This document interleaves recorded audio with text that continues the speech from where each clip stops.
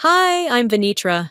For years, I helped my family behind the scenes, paid their mortgage, covered their mistakes, never asked for credit.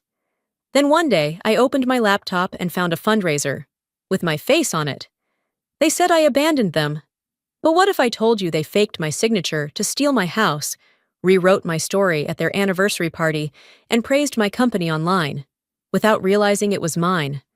What happens when your own family erases you, not with anger, but with applause? Would you still stay at the table, or would you finally walk away? I was halfway through reviewing a valuation report for a family-owned hotel in Galveston when the receptionist buzzed in. "Your dad's here," she said, her voice careful. "He looks intense." I froze, pen in midair. My father had never once stepped foot into my office. Not for a tour, not for a hello, not even during the grand opening 3 years ago. "Send him in," I said, masking the flicker of alarm in my voice. The door swung open harder than necessary. He didn't wait to be invited. My mother followed behind him, quiet, lips pursed. And then Delphina, always a beat behind, always ready with a rehearsed smirk. None of them looked at me like they were happy to see me. No hugs, no greetings, just entitlement, wrapped in perfume and pressed slacks. Dad moved straight to my desk, like he owned the place, and slapped down a stack of printed papers. I didn't even need to look at them. I already knew. "You have millions," he snapped, "and you let us struggle?" It was like a switch had been flipped. My brain stalled for a second, trying to process what I'd just heard.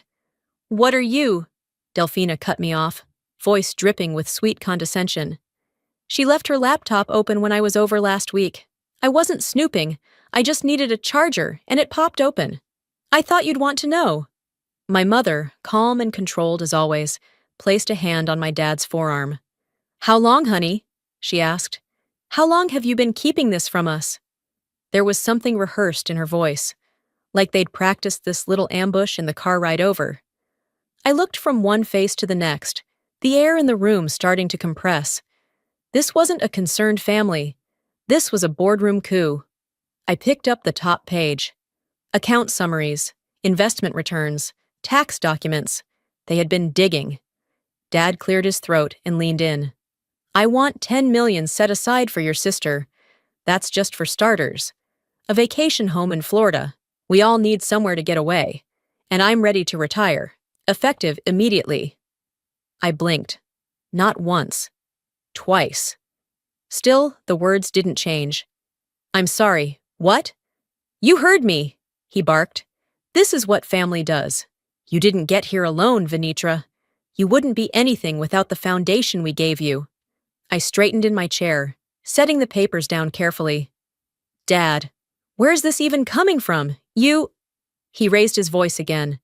"Don't make this about philosophy. It's math. You made it.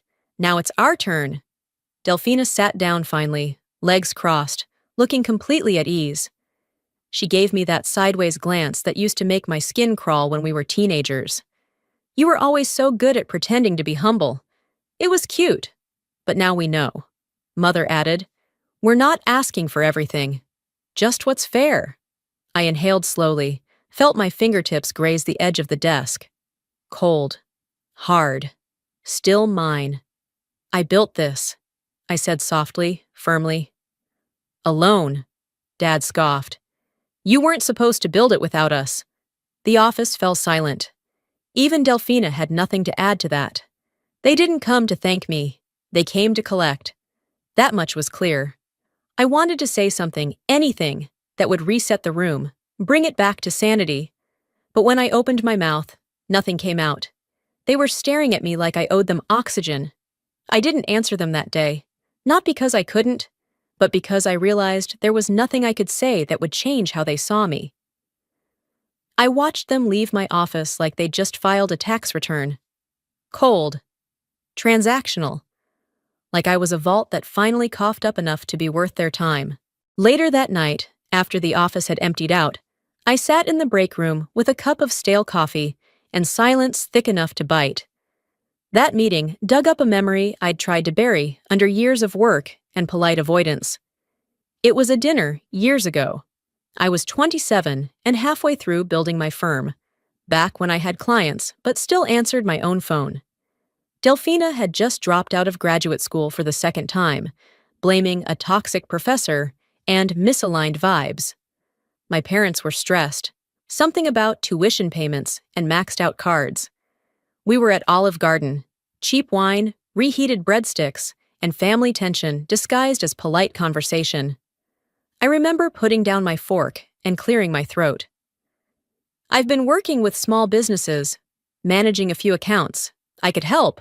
Financially, I mean. There was a pause. The kind that carries more weight than shouting. Dad chuckled. We don't need advice from someone still figuring out what they do. Marilee tilted her head like she was about to defend me, then glanced at Dad and backed off. Idara looked up from her phone, smirked. We're fine. You just focus on your side gigs. That phrase stuck like tar on my skin. Side gigs. They didn't reject my offer. Rejection implies I had a place at the table to begin with. No, they dismissed it, me, like I was playing dress-up in the real world. What stung wasn't the refusal. It was the certainty in their voices that I couldn't possibly be of value. Months later, I found out they'd borrowed $40,000 from a man at church, someone who helped people find the right financial fit.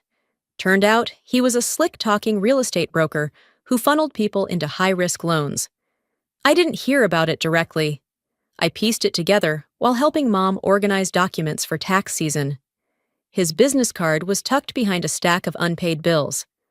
The loan documents were printed on thin, curling paper. Adjustable rates, early balloon clause, predatory terms written in font so small it was practically fine print's evil cousin. I didn't confront them. I just quietly shredded old receipts and added family boundaries to the same mental file where I kept expired warranties. From that point on, I stopped offering, not out of spite, out of survival. I told myself they meant well, that they didn't know better, that one day they'd see what I'd built. And if not, well, I'd still have the business. Work became my insulation. I answered emails at midnight, took meetings over lunch.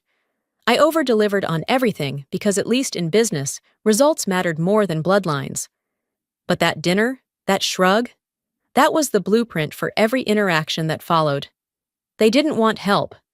They wanted to keep the story intact. Delphina, the hopeful creative who just needed time to bloom. Idara, the dependable older sister who did things the right way. And me? The ambitious one who made them uncomfortable. So I played the role. I clapped when Delphina launched yet another Etsy shop. I nodded when Idara complained about being undervalued at work. I listened, and I stayed quiet. Until now. Because now, I'm sitting in the very office they stepped into like they owned it, remembering how it all began with a tossed-away offer over dry pasta and fake smiles. They said I let them struggle, but no one ever asked how I learned to survive. That memory lingered in the back of my throat as I finished locking up the office. I drove home in silence that night. No radio, no podcast, just the hum of tires and the hum that lives behind your eyes when you've been reminded you're still not part of their definition of we. It reminded me of another time they showed me exactly where I stood. Not through yelling, not through arguments, but through something much quieter, dismissal disguised as celebration. It was 2 years ago, Marilee's 60th birthday. They threw a backyard party, the kind that pretends to be casual, but has printed menus and linen napkins. I paid for most of it, quietly, through one of her church friends who handled the catering. I didn't want credit, I just wanted to honor her. I had spent 6 months searching for the perfect gift. I remembered when I was 15, flipping through a vintage fashion magazine with her, and she paused on a page, an article about a 1940s Cartier brooch, shaped like a dove with tiny emerald eyes. She whispered, "Now that's timeless." So I hunted. Auctions, private sellers, emails that started with "good afternoon" and ended in 5-figure quotes. Eventually, I found one. Not identical, but close enough that I knew she'd recognize it. The gift was small, velvet box, navy blue. I waited until most of the guests had eaten, and she was sipping her second glass of white wine before I handed it to her. She opened it slowly, tilted her head, smiled with confusion.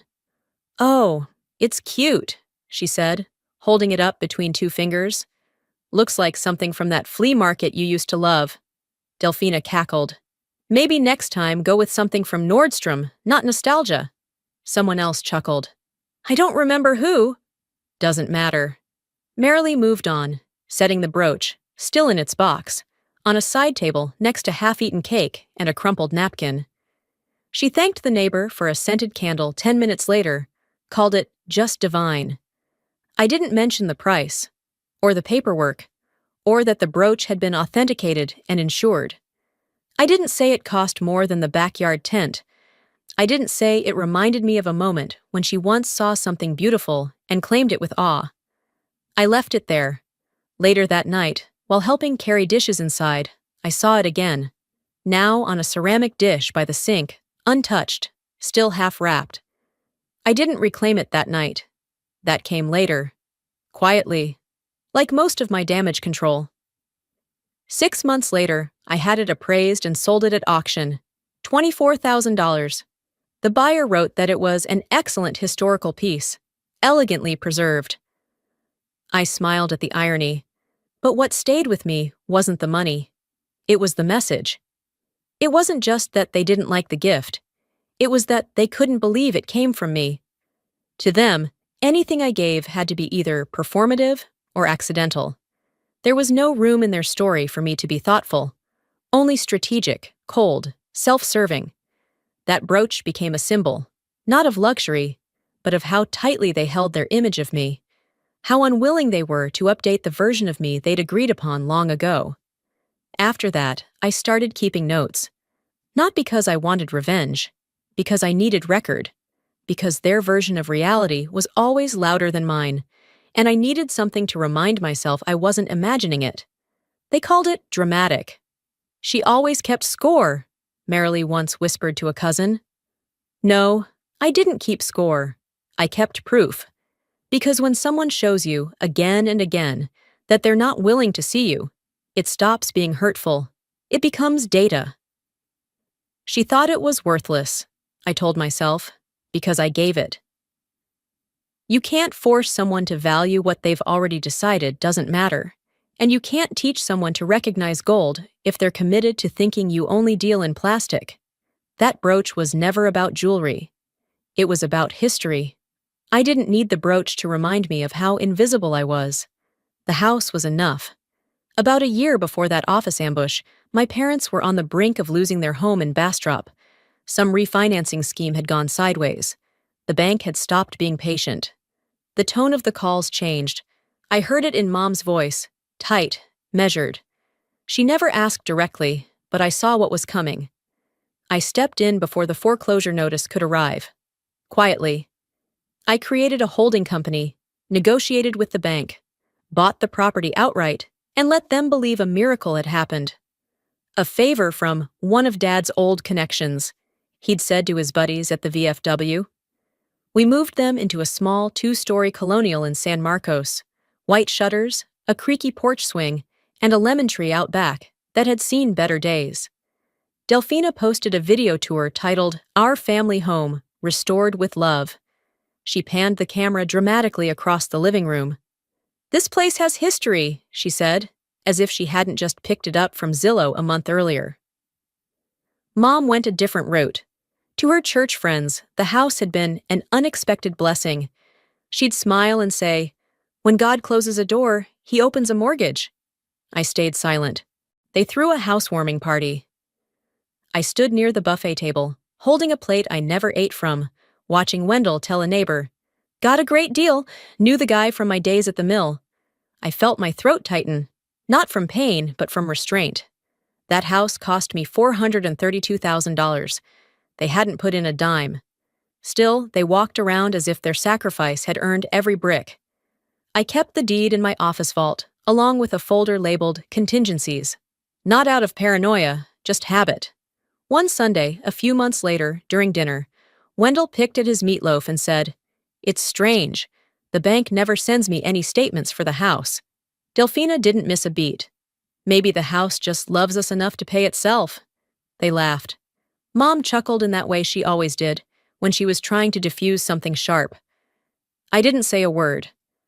I sipped my wine and nodded as if amused. But something settled in me that night. Not rage. Not even disappointment. Just an internal click. Like a drawer closing. They didn't ask because they didn't want to know. Acknowledging what I did would mean they owed me something, even if it was just honesty. And in our family, gratitude was often mistaken for weakness. So I let them play house.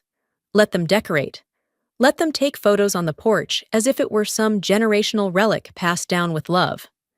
All while I paid the property taxes, managed the maintenance quietly through a service account, and ensured everything stayed afloat behind the scenes. I learned to stop expecting acknowledgement. Instead, I created my own paper trail. Copies of payments, bank transfers, service invoices, all neatly filed away. Not because I planned to use them, just because when people rewrite history often enough, the truth becomes a lifeline. Mom once said, "Some things are better left unsaid." But sometimes silence isn't grace, it's strategy. And while they lived in that house, like it had always been theirs, I began planning for the day they'd forget who opened the door in the first place. Monday slid into Sunday, before I realized I hadn't responded to anyone in the family group chat. That wasn't unusual. They weren't exactly hanging on my every emoji. I mostly skimmed the photos, the forwarded prayer chains, and the passive-aggressive digs wrapped in quotes about forgiveness and family being everything. That morning, the coffee was still brewing when my phone buzzed again. It was a group message, Delphina, posing at a networking brunch, captioned, "She's going places." Of course she was. Places sponsored by my money, my silence, and my erasure. I didn't react. I just tapped the screen, let it fade. Then another message popped up. Not in the group, direct. From my mother. "Don't discuss money in front of her. She'll get emotional. Just go through Dad." I stared at the screen. No punctuation, no hesitation, just strategy. Within seconds, the message disappeared, unsent. But not before I screenshot it. My fingers moved without thinking, saved to my folder, emailed to myself. Subject line, "Truth, date stamped." It wasn't the first time they'd talked around me, but it was the first time I caught them in the act. I remember once, on Delphina's birthday, they surprised her with a new car. A used hybrid with a bow slapped on the hood. They handed me the camera and said, "You're so low maintenance. That's why we never worry about you." I smiled, took the photo, played along. That was the deal. But this text wasn't about carelessness. It was coordination. They weren't protecting my feelings. They were plotting how to bypass me. I didn't reply. I didn't call. I didn't ask who else knew. I just sat there, phone in hand, while the coffee burned my tongue.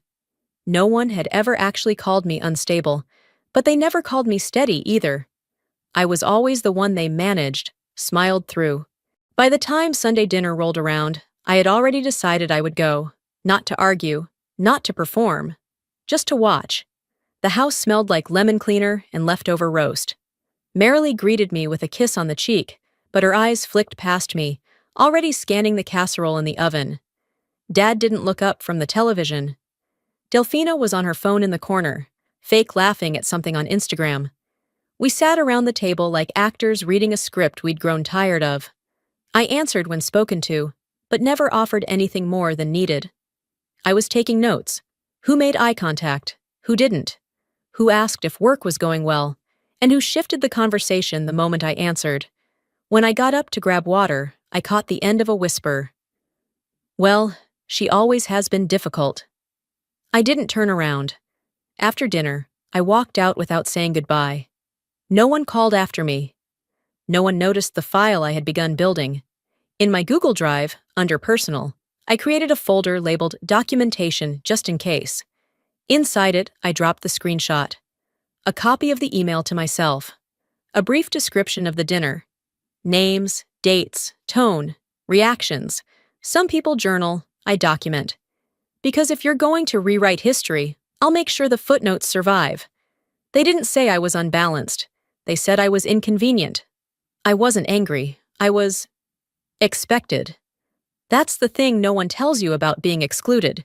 It stops stinging when you see it coming. By the time I finished organizing that folder, night had settled over Austin. I washed my coffee mug, turned off the overhead lights in my apartment, and let silence press in like a weighted blanket. I didn't know it then, but that same night, while I was tucking away receipts and truths, Delphina was opening something that didn't belong to her. It happened 2 weeks before the office confrontation. She had stopped by my condo under the usual flimsy excuse. "I'm meeting a podcast guest nearby," she said, all smiles and fake urgency. "Mind if I borrow your charger for a sec? My phone's at 5%, and I need to find the cafe." I waved her in. Stupid, I know.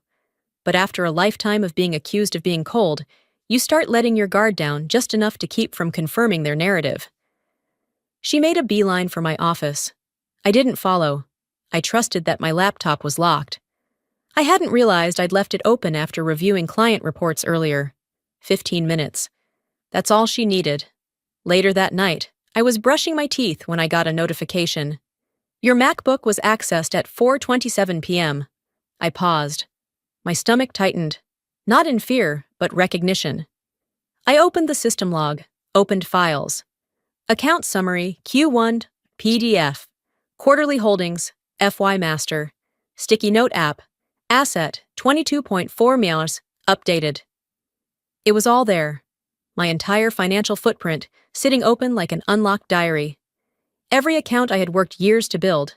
Every contract I had negotiated. Every number they were never meant to see. I didn't sleep much that night. The next morning, Delphina posted a story on her socials, one of those cryptic slides with pastel background and passive shade. It read, "Some people play small just to keep you from asking big questions. No tags, no context. Just enough venom to make sure I knew she had found something and was already writing the story her way." I didn't engage. That weekend, I got a message in the family group chat. "Dinner Sunday, hope to see everyone." I showed up. Not because I was ready, because I was done playing defense. The moment I walked in, I knew. Dad was at the head of the table with a manila folder in front of him. Merrily wore her Sunday best, though it wasn't Sunday, and Delphina sat poised like she was waiting for a show to begin. No one offered me a seat. "Venitra," Dad said, tapping the folder. "We figured it out." I didn't respond. Delphina crossed her legs and smiled.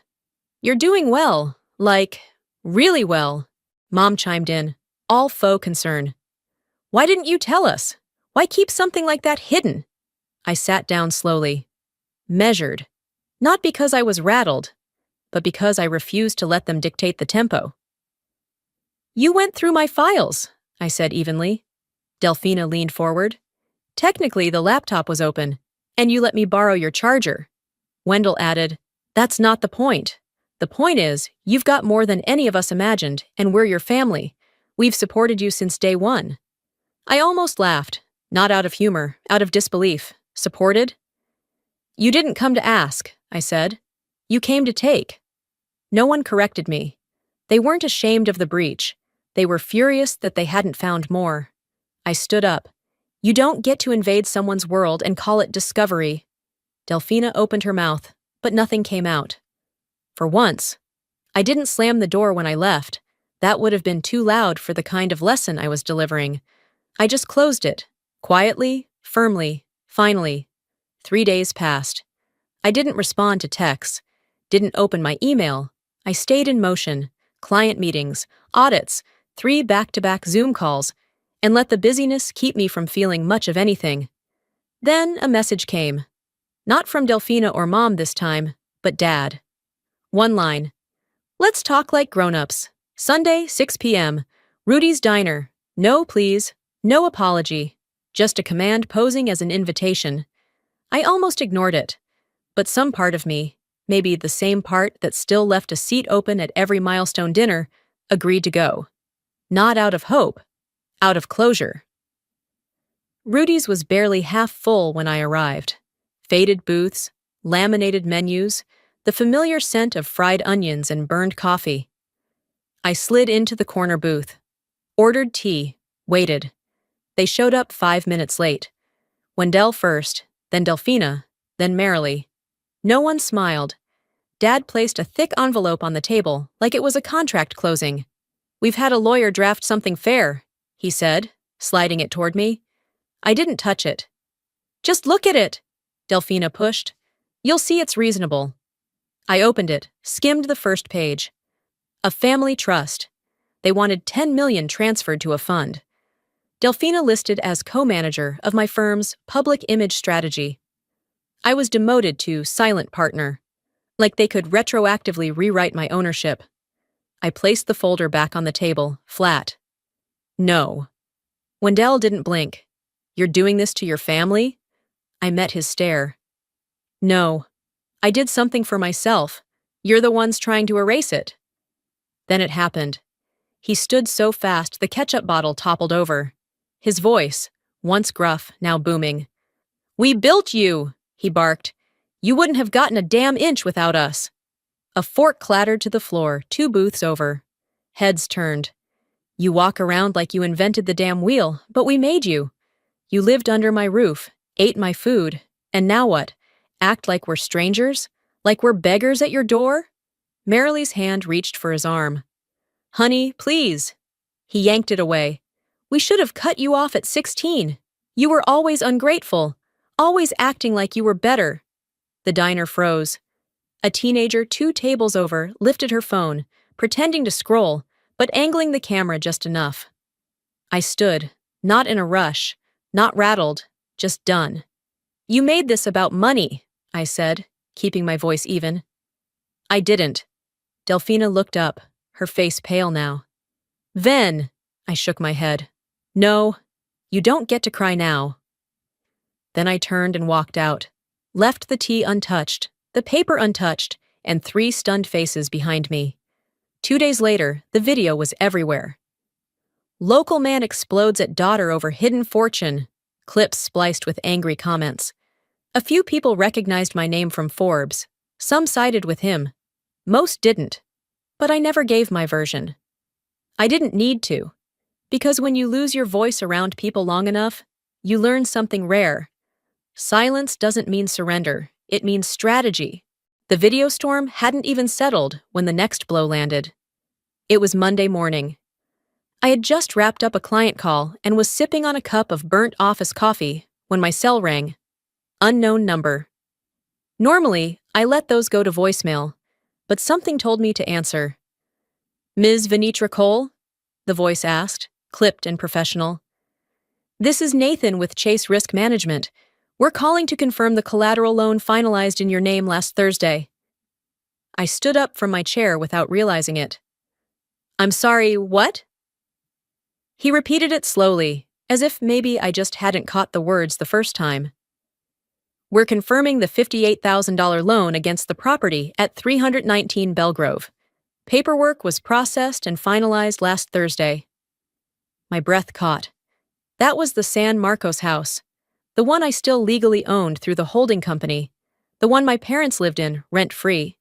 "I didn't apply for a loan," I said, my voice cold now. "Send me everything." After hanging up, I stared out the office window for a full minute. That kind of anger isn't hot. It's glacial. It doesn't burn. It freezes you, makes everything slow and sharp and clear. 15 minutes later, the email landed. Loan documents, signatures, scanned IDs. I opened the PDF and scrolled to page 9. There it was. My signature, slanted and smooth. Except it wasn't mine. I knew the difference. I don't loop my R's like that. And I certainly don't use a pen with that color ink. My mind snapped to a day about a month ago. Marilee had stopped by the office, unannounced, holding a lemon pound cake and smiling like she hadn't just told the entire family I was impossible to read. She said she was in the area, just wanted to see the place again. I'd let her in for 10 minutes, gave her a quick tour, left her alone at my desk while I grabbed coffee from the break room.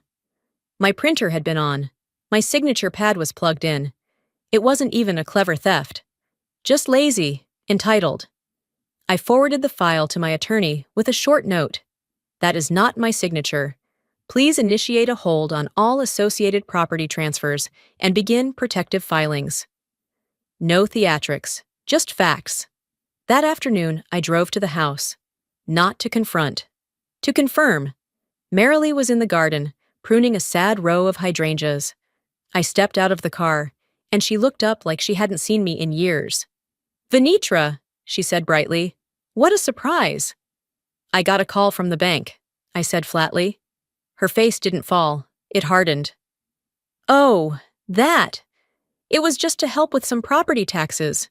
You weren't using the equity anyway. And we thought—" "Why, that word again." "You forged my name," I said. No accusation, just truth. She adjusted her gloves, didn't meet my eyes. "It's not like we took anything. We were protecting the home." I nodded once. "You just taught me something very useful." I turned and walked back to the car. That night, my attorney froze the holding company's account, initiated an investigation, locked down the deed. They weren't just living in a house I bought. They were mortgaging it behind my back. No phone calls came, no apologies, just silence that confirmed everything. People think betrayal looks like a knife. Sometimes, it looks like your own name signed in ink you never held. I didn't go home after the confrontation with Marilee. I didn't need to. I drove straight to the office, unlocked the side door with my keycard, and sat at my desk in the dark.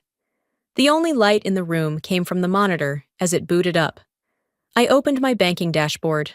A familiar screen. Transfers. Schedules. The neat little line that had moved $5,000, like clockwork, every first of the month for the last 5 years, into an account labeled WM Household. I stared at it. 5 years of pretending I didn't notice the overdraft protection requests, the bounced utilities I quietly paid off, the extra transfers by accident when I knew exactly where the money was going. They never once asked where it came from. I imagine they assumed it was leftover from some long-forgotten inheritance. Aunt Gwen, maybe, or a settlement they didn't think to question. But deep down, I think they knew, and chose not to ask. I hovered over the line marked active. "You cannot be the emergency fund and the scapegoat," I whispered aloud. Click. The screen asked for confirmation. I gave it. And just like that, I stopped financing my own erasure. The fallout didn't take long. That Saturday, Wendell left a voicemail that crackled like static. "There's something wrong with the account. The mortgage didn't pull. Call me." No greeting, no closing, just assumption. Monday morning, Marilee texted, "Sweetheart, is everything okay?" The autopay bounced, just checking in. I didn't answer. Tuesday, Delphina posted a selfie with a caption, "Some people only love you when the money flows." She didn't tag me. She didn't have to. I screenshot it, filed it in my folder. Documentation, post-withdrawal. No need for confrontation when you've got records. By Wednesday, the calls started coming from numbers I didn't recognize. Cousins, old neighbors, even a woman I hadn't spoken to since high school, who apparently heard something serious was happening in the family. They always lead with concern, but the undertone was clear. How could you cut them off now? "They're saying it's during a medical issue," one message read. I typed a response. "My name was forged on a legal document. That's not a family crisis, that's a felony." I deleted it. Instead, I called my lawyer and asked her to begin drafting a cease and desist. Harassment, defamation, unauthorized use of my identity. I wasn't playing banker anymore. Let them explain the missing mortgage payment to the lender. Let them tell their church group how the miracle house they bragged about was being paid for by the daughter they kept calling ungrateful. I stopped explaining, because the second you start explaining your boundaries, someone will always try to move them. When people are used to your help in silence, the quiet after you stop sounds cruel. But it's not. It's just the first sound they've heard that wasn't serving them. They called it abandonment. I called it a budget cut. It was just past 6:30 a.m. when the first text came in, a screenshot from Claire, a colleague I hadn't spoken to in months. Then 2 more, then 6. Each message carried the same link, same headline: Help our family heal. After betrayal by our own. At first, I thought it was spam. Some generic scam wrapped in pastel fonts and pity language. Then I saw the organizer's name at the bottom. Delphina. I clicked. There it was. My name, tucked neatly into paragraph 3. Not directly, of course. Just enough innuendo to avoid defamation on paper while dragging me across the digital pavement. After years of being quietly supported, our family has been left abandoned during an unexpected medical crisis. Our youngest sibling has done everything to keep us afloat, while one of us, with means beyond measure, has chosen silence over compassion. One of us. No need to say it.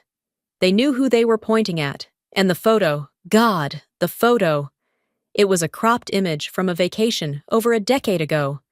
I was standing beside a palm tree, arms folded, mid-blink. I looked tired, detached, unapproachable. The kind of photo someone would use if they wanted the world to believe you were the villain. The campaign goal was $200,000. Within 3 hours, they had raised 11 grand. I scrolled through the comments. How can someone be so heartless? I don't care how much money you have. Family is family. She looks like she thinks she's better than everyone. Each sentence landed like a cold slap. I didn't cry.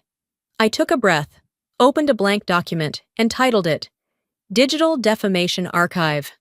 Then I took screenshots, every paragraph, every donation, every profile connected to the campaign. And then I called my lawyer.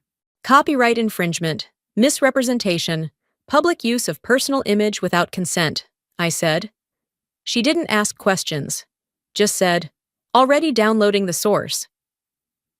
By lunch, we'd submitted a formal takedown request to the GoFundMe platform and issued a cease and desist letter addressed to Delphina by name. That night, I composed a memo to my staff. If any client references the story circulating online, please direct them to legal. Do not engage personally. Do not speculate. Thank you for your discretion. I didn't post anything publicly. No rebuttal. No side-by-side image correction. No curated quote about truth rising eventually. Because in a world so hungry for sides, silence doesn't just stand out. It unsettles. They thought painting me as cold would warm the public to their version.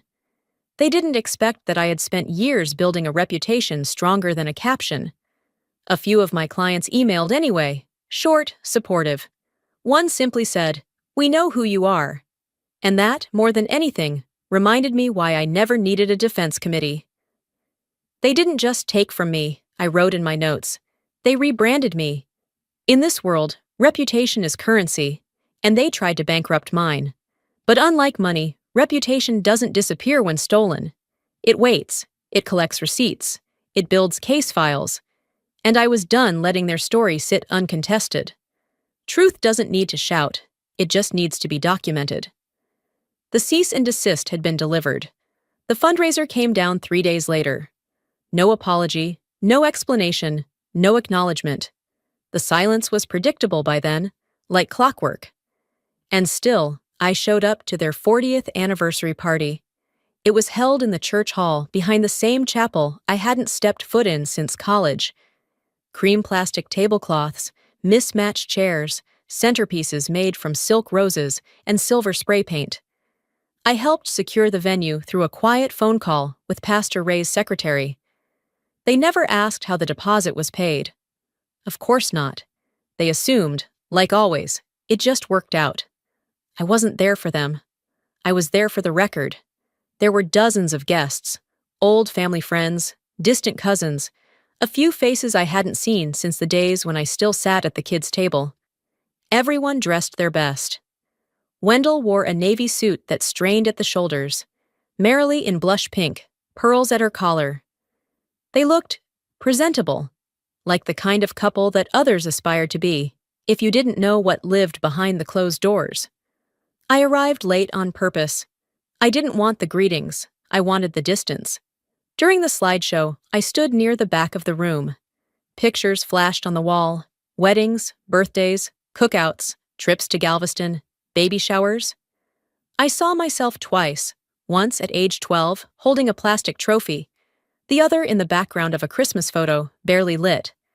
No college graduation, no ribbon cutting for my office building, no awards ceremony where I gave a keynote speech that was later quoted in Business Weekly. Blurred, forgotten, cut out like I'd never existed.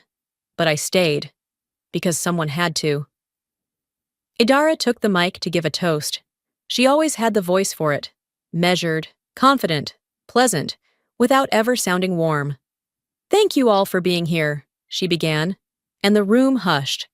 She ran through family highlights, the hard-working ethic of Wendell, the grace and poise of Marilee. She mentioned the house. "Thanks to Dad's old friends and Delphina's perseverance, we have the beautiful home we all share today." I blinked, slow. My jaw didn't drop. My hands didn't shake. I simply shifted my weight from one heel to the other and let the weight of the moment settle. Then came the final line. "Some of us have moved away, done our own thing, but it's the ones who stayed who carried this family." The room clapped, loud and long. I didn't. Marilee pulled Idara in for a hug, as if she had just accepted an award on her behalf. She whispered something into her ear, then kissed her cheek. Later that night, after leaving the party without saying goodbye, I sat in my living room with the lights off and opened my laptop. I created a new file in my archive. Timeline of contributions, undisclosed support, annotated, dates, amounts, receipts, screenshots, bank statements, a full record of the years I'd poured into a family that had decided to rewrite the plot without me. At the top of the document, I typed, "This isn't for them to remember. It's for me to never forget." Because being erased in public is a different kind of grief. It's quiet. It doesn't leave bruises. It leaves questions. From others. From yourself. They say not all thefts are about money. Some are about memory. The next day, sometime around mid-morning, I received a screenshot from my friend Kelsey. She didn't send a message, just the image. She didn't need to. It was a Facebook post from Marilee. The caption read, "Wow! Incredible women out there these days. The firm sounds so trustworthy." Attached was a link to a Forbes article titled, "10 Female CEOs Disrupting Traditional Wealth Management in America." I stared at the screen, unsure whether to laugh or just sit still. There was no photo of me in the article, just the company's name. My company. The quote underneath, "We don't sell safety, we certify truth." I remembered writing that line. I was 29, sitting on a twin-sized mattress in my first real apartment. The space had no furniture yet, just boxes, ambition, and the distinct smell of burnt toast. I'd scribbled those words on a napkin while eating dollar ramen straight from the pot. Now they were published on a national platform, and my mother had shared them like they were some fascinating discovery she'd made on her morning scroll. I didn't reply to Kelsey. There wasn't anything to say. A few hours later, I checked the comment thread out of curiosity. Delphina had chimed in. "I've heard of this firm. Clients swear by them." Someone else replied, "That's the kind of place I want to intern at after graduation." Then a cousin, well-meaning as always, wrote, "This reminds me of the path Venitra took."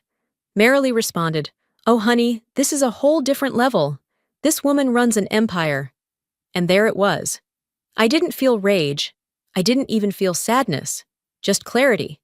A sense of stillness, like when a storm passes and you're left staring at the wet ground, wondering how it all got so loud and quiet at the same time. I closed the app. Later that evening, after I got home and changed out of my work clothes, I poured myself a glass of wine and pulled the article up again, this time on my desktop. I printed it, trimmed the edges, pinned it to the corkboard above my desk. Not as a trophy, as a mirror. They didn't know I was behind the work they admired. And somehow, that made the recognition cleaner, purer. No strings, no family performance. Just a moment where the world acknowledged something I built, and they praised it only because they didn't know it belonged to me.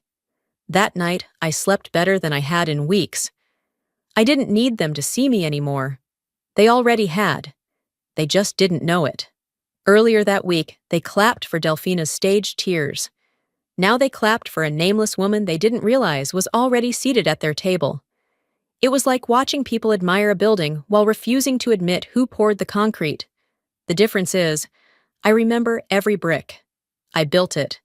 Every contract signed when no one thought I could close. Every rejection I turned into leverage. Every 3 a.m. spreadsheet marathon I did alone while they were posting filtered selfies with captions like, "Grind never stops." They loved the house. They just never thought I could be the architect. So no, I didn't send the article to them. I didn't comment on the thread. I didn't correct Marilee's assumption that it was another woman altogether. They'd already forgotten me once. This time, I let them. Because I'd rather be underestimated in silence than seen through a distorted lens that flattens what I've survived. And funny enough, the world didn't need my last name to recognize the value. That was enough. It was a Thursday, halfway through a quarterly review meeting, when my phone buzzed on the polished mahogany conference table. Normally, I would have ignored it. Meetings were sacred ground, especially ones involving investors. But there was something about the second vibration, hesitant, deliberate, that made me glance down. A message from Claire. Claire had interned with us 2 summers ago. Smart. Curious. The kind of intern you quietly wish you could clone. We hadn't spoken since she'd left for her MBA, so the message was unexpected. Her text was short. "Hey, is this your sister speaking?" Attached was a video file, just under 2 minutes long. I didn't open it immediately. I waited until I was home, after dinner, after I'd cleared the dishwasher and powered down my inbox. That's how I handle stress. Structure first, emotion later. I sat on the couch, bare feet pressed into the hardwood floor, a glass of lemon water by my side, and I hit play. The screen blinked to life. There she was, Delfina, my younger sister, center stage, blonde hair perfectly curled, microphone in hand like it belonged there. Behind her, an LED backdrop shimmered. Women in business, rise and redefine. She began softly, her voice calculated but tremulous. "There are some wounds that don't bleed." The audience hushed. It was a line designed to echo, and it did. Growing up under someone who weaponized success, I learned to survive emotional neglect. My chest didn't tighten. It didn't crack. It did something stranger. It settled, like a ship's anchor hitting sea floor. I already knew where this was going. She didn't name me, of course. Delfina's too clever for that. But every syllable was a scalpel, quiet, strategic, and meant for me. I wasn't the golden child. I was the collateral. Applause swelled. A few people in the audience gasped. Others nodded with visible sympathy. Her delivery was perfect, measured, intimate. She placed a hand on her chest. A rehearsed gesture. The kind of thing you pick up in media coaching. "Some people build empires," she said, eyes scanning the audience like a preacher surveying a congregation, "and forget who carried the bricks." They loved her. Of course they did. She rapped with a crescendo of emotional resolve. I turned pain into purpose. The crowd erupted. Within an hour, that clip had hit social media like wildfire on dry brush. Hashtags bloomed in every corner of the internet. She survived, toxic sisters, truth tellers. And the caption on the viral post? Delfina, raw, brave, survivor. I stared at it all. The comments, the retweets, the article excerpts from blogs I'd never heard of. It was like watching someone else's obituary, except I wasn't dead. I was just the villain in someone else's story. She's so powerful. This story shattered me. She's speaking her truth, finally. No one paused to ask for context. No one wondered about my side. Because they weren't interested in the truth. They wanted a story, and Delfina had given them one. Polished, packaged, market-tested heartbreak. I didn't respond, didn't post, didn't call. Instead, I logged into my encrypted drive, navigated to the folder titled Digital Reputational Risk, and created a new subfolder. Tier 2. Public Media. I downloaded the video, took screenshots of every relevant tweet, made notes on which brands, influencers, and publications had liked or shared the content. And then I picked up the phone. My brand consultant answered on the second ring. "We need to talk mitigation," I said. He paused. "On a scale of 1 to blackout?" I said calmly. "She's rewriting me, in real time." That night, I drafted a formal legal statement for review. Not for release, yet. But I wanted to be ready. At this time, we will not be commenting on any third-party subjective accounts not grounded in verified fact. Our focus remains on continued integrity and client trust. I read it aloud once, nodded to myself, and moved on. The next morning, I met with my legal team. I updated my estate plan. I removed Delphina from every document. Medical directives, emergency contacts, powers of attorney. Not out of anger, out of clarity. She'd made her position clear, and I responded in kind. She didn't destroy me, she sharpened me.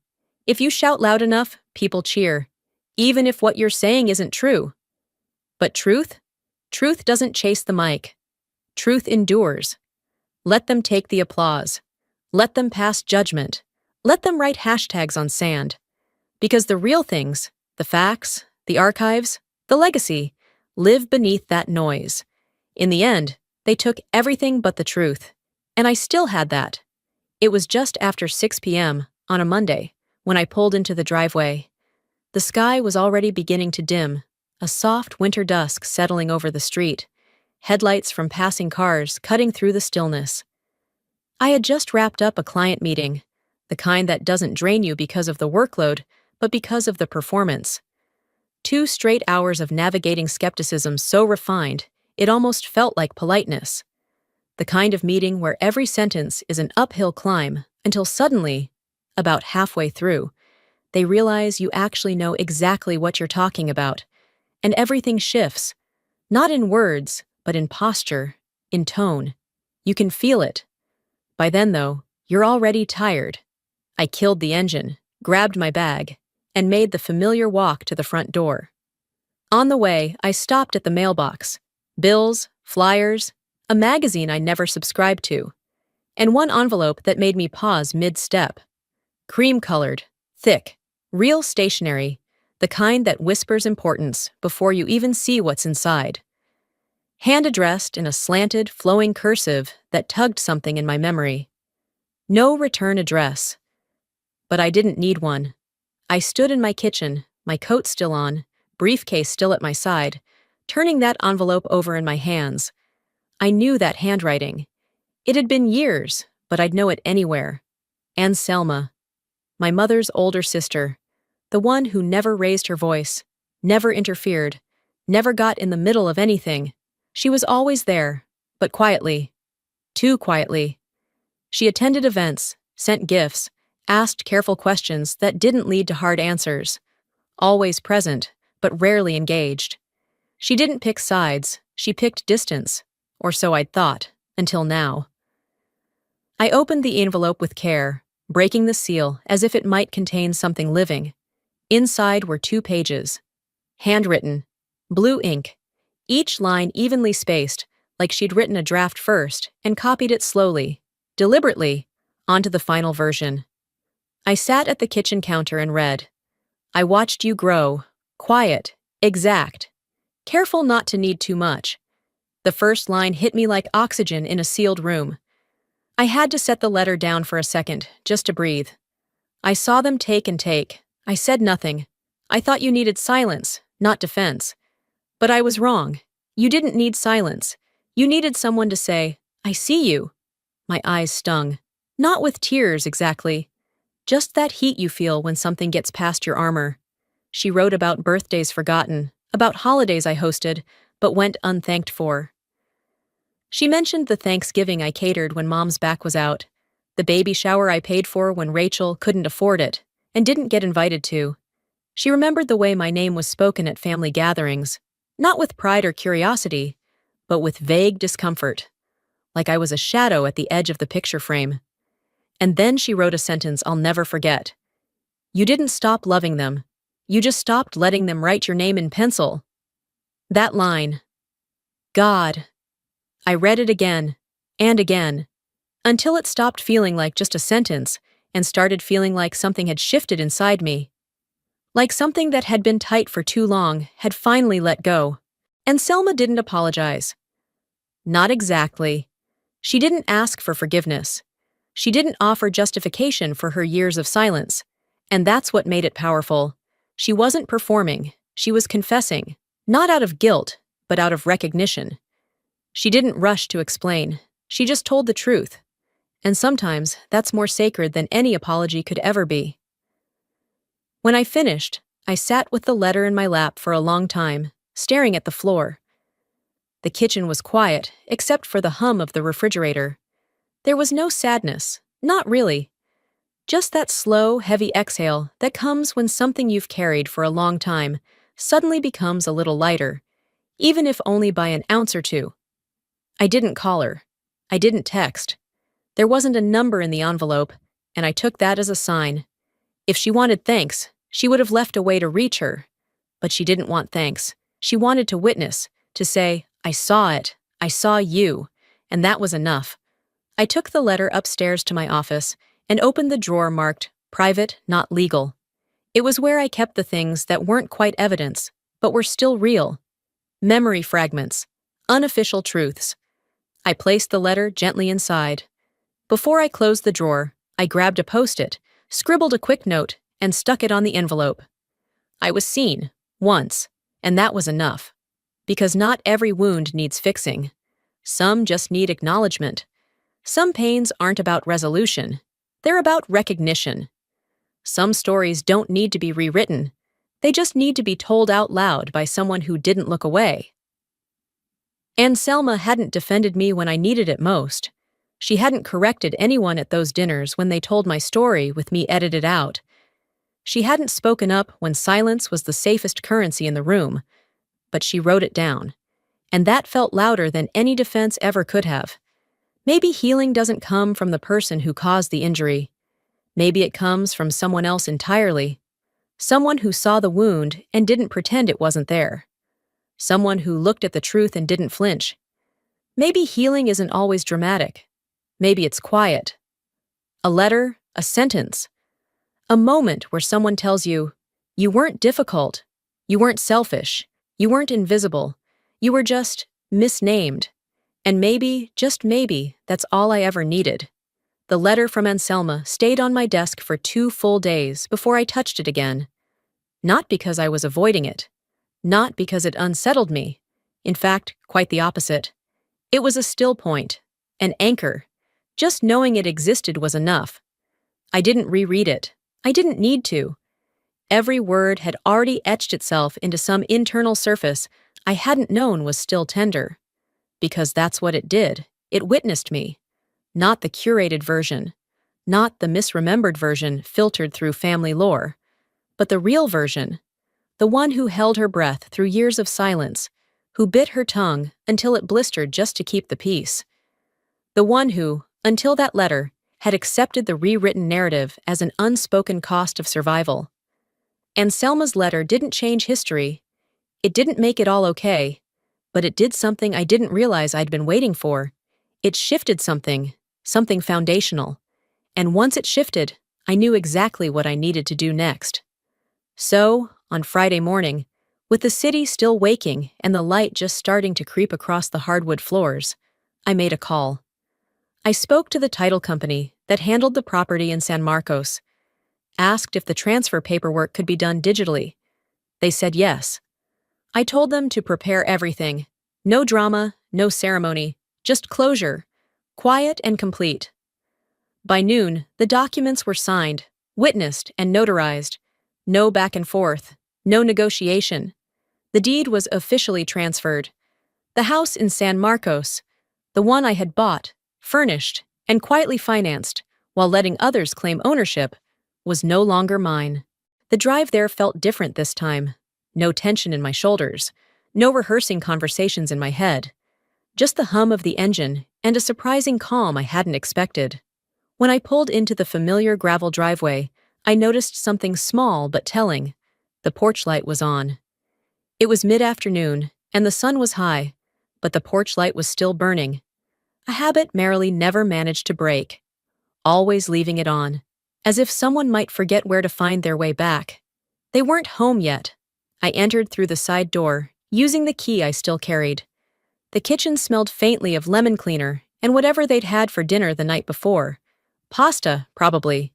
Something easy. I stood in the space for a moment, letting the silence stretch. I moved through the house like a visitor in a museum of a life I no longer lived. My fingers brushed over the back of the old couch, upholstered on my dime, never mentioned. Still holding its shape.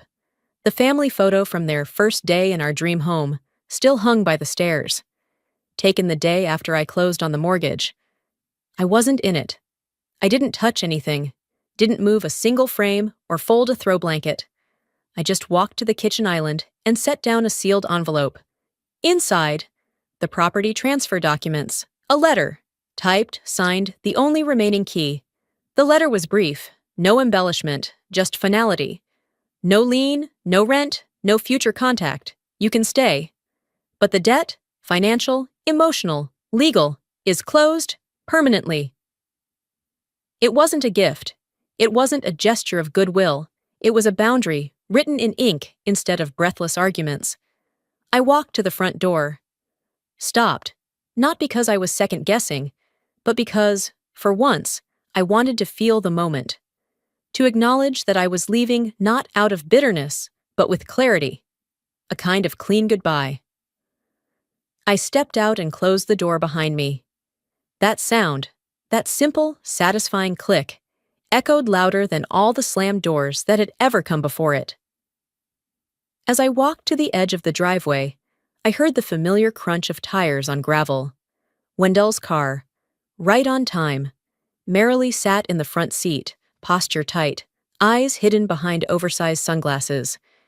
Delphina was in the back, phone in hand, scrolling like the world was a stage, and she was its only narrator. They saw me. I didn't stop. Wendell pulled the car to a slow halt. He stepped out and opened his mouth, maybe to ask, maybe to beg. I raised one hand, palm out. "There's a key on the table," I said. "I'm not taking it back." Delphina looked confused, like the moment wasn't aligning with whatever story she'd been telling herself. She blinked, hesitated, then said nothing. Marilee didn't even meet my eyes, just gripped her purse like someone had told her to hold on for dear life. Wendell looked past me, to the house. He didn't say a word. I turned and walked away. No explanations, no performance. Some people expect a monologue when you walk away from the mess. I didn't owe them one. I didn't want applause. I didn't need understanding. I just wanted space that didn't require justification. 20 minutes later, I pulled into the storage facility on South Lamar. The air smelled like cardboard and concrete and sun-baked metal. The manager gave me a quiet nod when I showed him my ID. I signed in and took the dolly back to Unit 34B. One box. That's all that was left. Taped carefully shut, labeled in my handwriting, Grandma Marie, Estate. I wheeled it out, loaded it into the back seat, and drove home. Once inside, I placed it gently in the middle of my living room floor. When I cut the tape and opened the flaps, I was hit by the scent of lavender sachets and old paper. It was like she had just been there, breathing her steady breath into everything. Inside, photo albums with worn corners, letters in delicate cursive, my original birth certificate, still in its envelope, a small jewelry box, wrapped in tissue paper. Inside that box was the brooch I had bought for Marilee years ago. Still polished, still perfect, still untouched. I didn't cry. I placed everything into my personal safe, locked the dial. That was the final thread, snipped. Not in anger, not in grief, but in peace. They still lived in that house. But they would never again live inside any version of me. Some families live in houses. Some families live in stories. Mine used to live inside me. But now I live elsewhere. The week after I closed the safe on what was left of my family, I found myself sitting in a cafe just off Congress Avenue. It was a space I wouldn't have picked a year ago. Too curated, too self-aware in its design. Every detail screamed aesthetic. Reclaimed wood tables, Edison bulbs dangling like overthought metaphors, pour-over coffee served on wooden trays. But that morning, I didn't care. The light was warm, the coffee strong, and I needed neither permission nor pretense to be there. I sat near the window, the kind that invites observation rather than reflection. Outside, the world moved easily. People crossed streets, clutched coffees, adjusted scarves against the late winter breeze. They smiled at one another, paused at crosswalks, checked their phones with a kind of casual urgency that only comes when you assume life will keep unfolding predictably.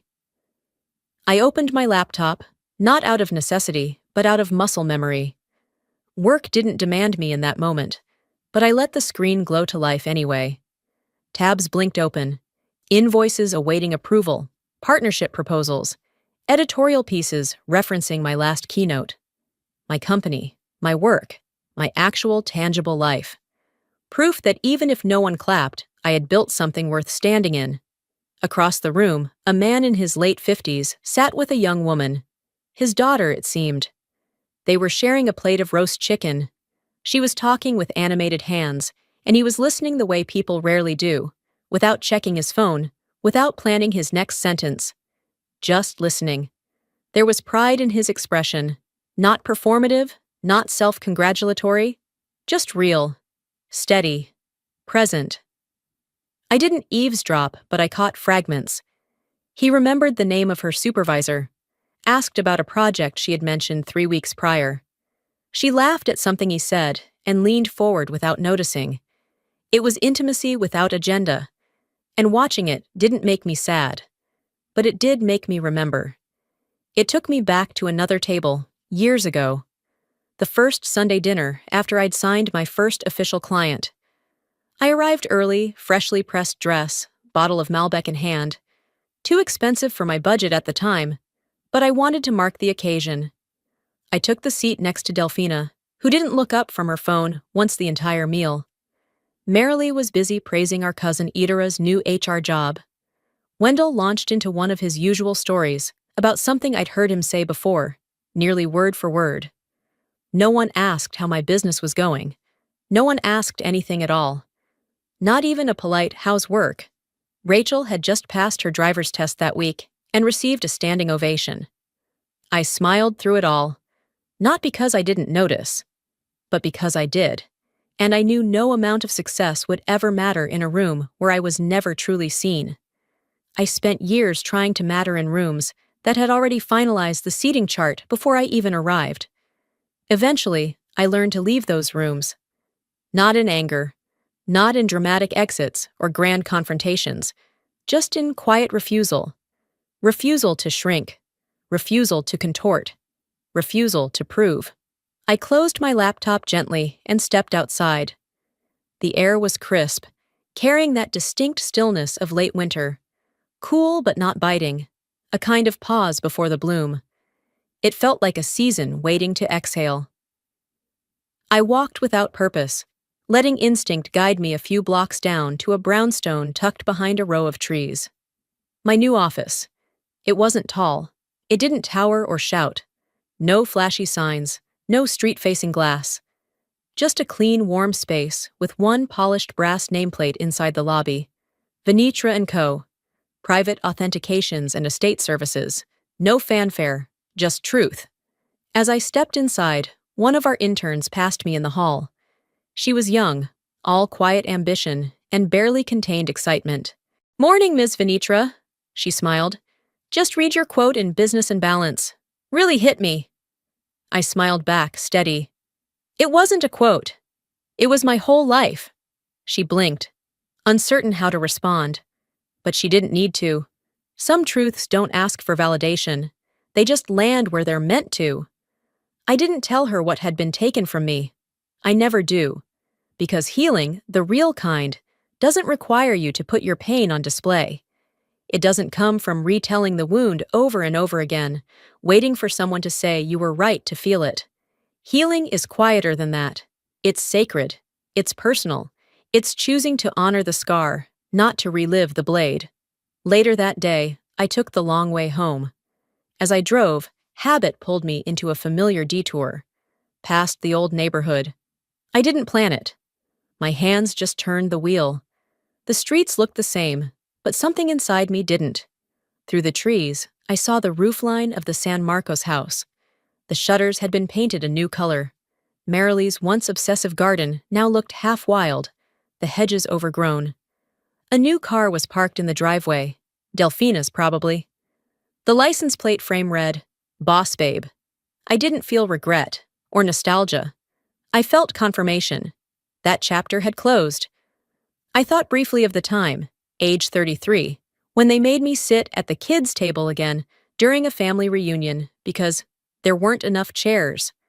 No one blinked. No one protested. They just assumed I'd go along with it. I did. That time. But inside, something began to rupture. And now? Now I could laugh at it. Not because it was funny, but because I had finally built a life big enough that their table didn't even register on my map anymore. I didn't get revenge. I got clarity. I didn't win a fight. I built a life.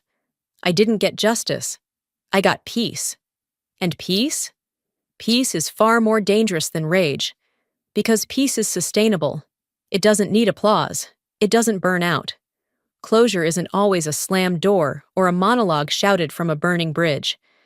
Sometimes closure is just the quiet decision to stop waiting for someone else to open a door that you're perfectly capable of walking away from. The day I stopped playing my part in their story was the day I stopped being rewritten. They didn't clap when I left, but the silence didn't follow me either. Because now, every room I walk into, I walk in whole. They don't know who I became, but I do, and that's more than enough. Hi, I'm Kaylin. I fix broken air conditioners for a living, but it turns out nothing prepared me for how cold family could be. At my sister's birthday, she handed me a paper plate and said, AC guys eat last, while everyone else sipped champagne off real china. My own mother laughed. No one flinched. They've been erasing me for years, cutting me out of photos, calling me the help, rewriting memories I paid for. But the day I found out the scholarship they brag about had my name on the check, that was the day I stopped being quiet. What would you do if the people closest to you didn't just ignore your worth, but claimed it for themselves? It was one of those late spring afternoons where everything felt artificially perfect. The backyard was dressed like a magazine spread folded napkins, glass pitchers of lemonade glistening with condensation, and just enough twinkle lights to make the evening feel curated. The kind of party where everyone's smile seemed staged for an invisible camera. I arrived quietly, like I always did. No fanfare, no one rushing to greet me. My boots crunched over the manicured gravel path as I scanned the crowd. Familiar faces, neighbors, church friends, old colleagues, everyone clustered in cheerful clumps around my sister, Isolde. She looked like she belonged there. Flowing linen dress, arms gracefully moving through the air as she told a story that made them all laugh. I stood at the edge of it all, like I had wandered into someone else's event. Isolde spotted Mayer, eyes barely flickered. Then she smiled, loud enough for the group to hear. Oh, good, our resident HVAC genius has arrived. AC guys eat last paper plates are over there. They laughed. Not because it was funny, because they didn't want to be the one who didn't. I felt their eyes on me, like I was a character someone else had written into the story. I found the stack of plates. She wasn't kidding. They were thin, cheap, the kind that collapse under a scoop of potato salad. I grabbed one, careful not to let my hand shake. It was ridiculous how something so small could feel so sharp. As I stood in line for food, I heard someone behind me whisper, "She still works in air conditioning, right?" "Yes," another replied, "but like small stuff, not real systems." I didn't turn around. I'd heard versions of that my whole life. I scanned the tables. Most were full already, occupied by Isolde's friends or extended family who treated her like royalty. I found a seat near the far end of the garden, behind a decorative trellis, almost like the table was hidden on purpose. The plate on my lap sagged under the weight of food I no longer had an appetite for. My mother, Vera, sat only a few feet away, but she didn't even glance in my direction. Instead, she fussed over Isolde's hair, smoothing it like she was a child on her first recital. Always doting. Always perfect. I was background noise. Every so often, it'd catch someone's gaze, then they'd quickly look away. They didn't want to be caught noticing me. That was worse than anything else. That's when you know, you're not just being ignored, you've become inconvenient. I thought about leaving. I imagined standing up, putting the paper plate on the edge of the table, and walking out without a word. But my feet wouldn't move. I heard my grandfather's voice in my head, Salas calm, and measured like always. You don't need to shout to be heard. Just wait until it matters. He died 5 years ago. Sometimes I wonder if I stopped being visible the same day he stopped breathing. I stayed. I watched Isolde raise her glass for a toast. The crowd leaned in, adoring her. To family, she said, her voice warm like honey. And to second chances. A second chance for what? I wanted to ask. For pretending I wasn't sitting right there? I didn't. I smiled. The kind of smile you wear when your throat burns. I sipped my drink and played my part. I knew how to do that. I'd had a lifetime of rehearsal. Across the lawn, Isolde locked eyes with me just for a second. Her smirk held subtle, calculated. She knew exactly what she was doing. And I knew something too. She didn't know I wasn't just walking away. I was walking toward a decision. But before I could even finish that thought, the sound of silverware clinking against champagne flutes signaled yet another toast. I hadn't moved far. I was still in the garden, a few feet behind one of the catering tables, out of direct view, but close enough to hear. Isolde stood near the center, glowing beneath the patio lights like some pageant queen from a town too proud of its own history. She raised her glass with ease, her voice lifting as though rehearsed. To family, she said, for always believing in me, even when I doubted myself. There was a chorus of cheers, and everyone drank, smiling warmly. My mother, Vera, practically sparkled beside her, shoulders straight, chin up, every inch the proud matriarch. No one looked at me. I hadn't been mentioned, not even as an afterthought. As people started murmuring their approval, a woman near Vera leaned in and whispered, "And who's that again?" Her finger pointed discreetly in my direction. Vera laughed. "Oh, that's, Kara? Kylie?" She squinted, then let out another soft chuckle. "She's the younger one, works with heating or cooling, one of those." That did it. Not just the hesitation, not just the name. It was the ease with which she forgot me, or chose not to remember. I wasn't sure which one was worse anymore. I could feel my heartbeat in my ears. My hands stayed still, fingers lightly gripping the stem of my untouched glass. The silence around me wasn't external, it was the kind that came when your own presence felt like static no one wanted to tune into.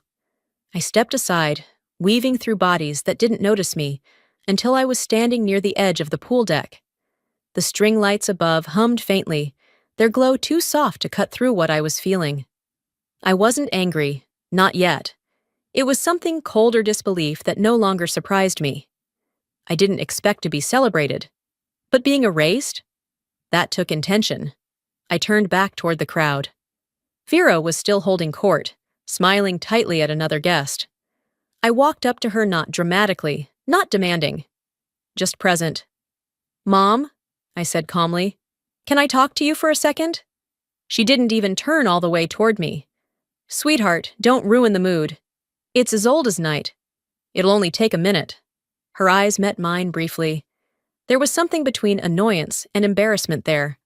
"Kaylin," she said, dropping her voice so only I could hear, "please don't make this about you."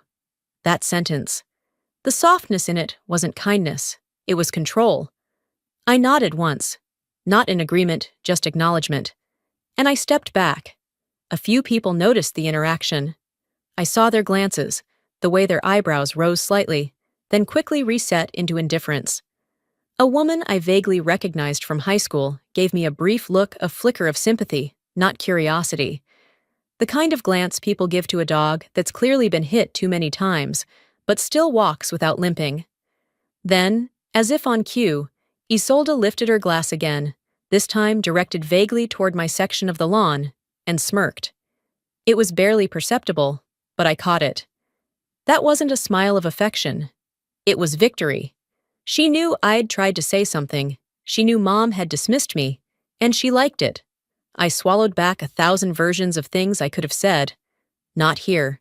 Not in front of this audience, who only knew how to clap on cue. I walked back to my seat. It was still empty, tucked behind a low hedge near the edge of the lawn. I sat down, folded my napkin in half, then in half again, over and over until it resembled a paper fan. I stared at it, thinking how odd it was that this napkin had seen more of me tonight than most of the people here. No one forgot me. They just didn't need me to exist tonight. I hadn't said a word, but I knew the next one I said would count. Still, I stayed quiet. That night had already carved enough hollowness into me, and I wasn't about to give them the satisfaction of watching me bleed. Instead, I slipped inside the house. Not because I wanted to hide, but because I needed to breathe. The hallway was cooler, quieter. I passed the kitchen, where the catering crew bustled politely, trying not to overhear the evening's politics. I turned toward the sitting room, then stopped. Along the far wall stood a display Isolde had clearly curated. Framed photos arranged by phase of life. Graduation, sorority formals, a semester abroad, birthdays, even baby pictures. Her timeline, frozen in pastel mats and gold-trimmed frames. I scanned the wall slowly. Not one photo of me, not a single shared memory. Except one. Christmas, years ago. She was 6, I was 4. I remember the itchy sweater, the smell of pine needles on the carpet. I remember sitting on the floor beside her as she opened a music box. But in the photo, there's only Isolde in the box. The left side of the frame where I should have been is cropped. Clean cut, clean erasure. I stepped closer. Maybe I was remembering wrong. Maybe I'd imagined being there. But no, I knew the look in her eyes. The exact way she held that lid, tilted just so. I had been right next to her. I hadn't been forgotten. I'd been removed. And that's the part no one ever talks about. When your absence becomes part of the decor, it's no longer accidental. I backed away, feeling the slow, familiar ache behind my ribcage. Not anger, not even pain anymore. Just the recognition that I had been edited out of the family history. Not for being bad or absent or difficult, but because I wasn't shiny enough to fit the narrative. I turned back toward the dining room to collect myself, but a different impulse caught me. I had brought a giftone I'd spent weeks putting together. A custom photo album, scanned, restored, printed on linen-bound pages. Childhood birthdays, camping trips, silly Polaroids with frosting on our faces. Not just of her but us. Together, side by side. The way it used to be, or at least the way I wanted to remember it. I hadn't seen it on the gift table. I walked toward the small table in the corner where wrapped presents were stacked. Nothing stood out as mine. A server nearby noticed me looking and said, "Oh, that one." She told me to slide it under the table, said it wasn't urgent. I crouched down and pulled it out, unopened. The ribbon still tied. My name on the tag in gold ink.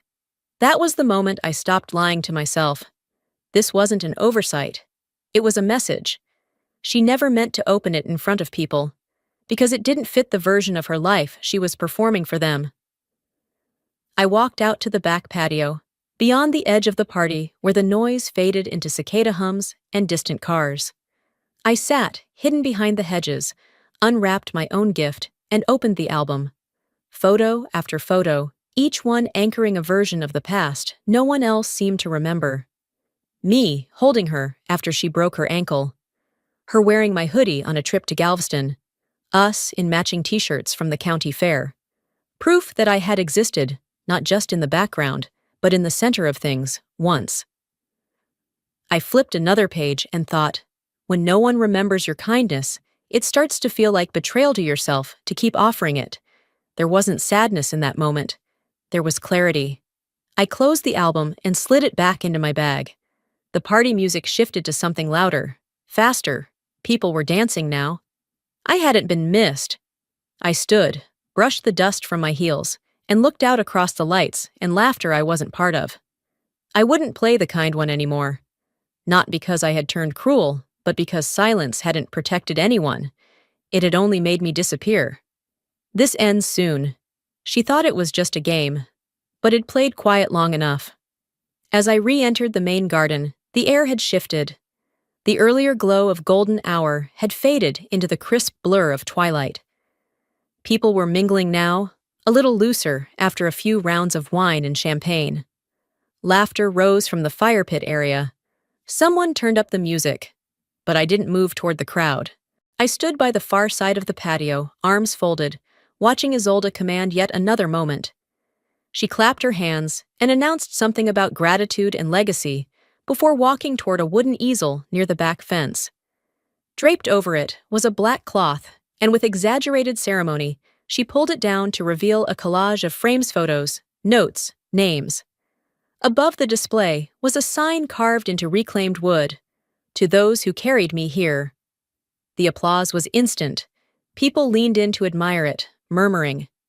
I moved closer, careful not to draw attention. I scanned each section, handwritten letters from her favorite professor, a note from her yoga instructor, a quote from our mom about resilience. Even the nail salon lady had a spotsome, recycled wisdom about persistence and polish. I kept looking. Once. Twice. 3 times. I wasn't there. Not a note, not a name, not even a single picture of the nights I stayed up editing her college essays, or the years I worked double shifts to help her cover car payments when Dad refused. They didn't forget, I thought. They erased. The clapping faded. Isolde gave a coy smile, clearly pleased with the display. She stepped aside and said something about starting a trivia game. People began drifting toward the lawn, excited for another round of attention disguised as entertainment. I turned away, my mouth dry. A bench sat tucked near the hedges. I walked toward it slowly, slid my fingers into my wallet, and pulled out my driver's license. It was a ridiculous impulse, but I needed to see it in my name. Kaylin R. Hathaway. Still mine, still legal, still real. I ran my thumb along the edge of the plastic. No matter how many times they left it off a wall, or a program, or a group text, it still existed. I still existed. From the other end of the yard, Isolde's voice rang out. "Okay, everyone! Who knows me best?"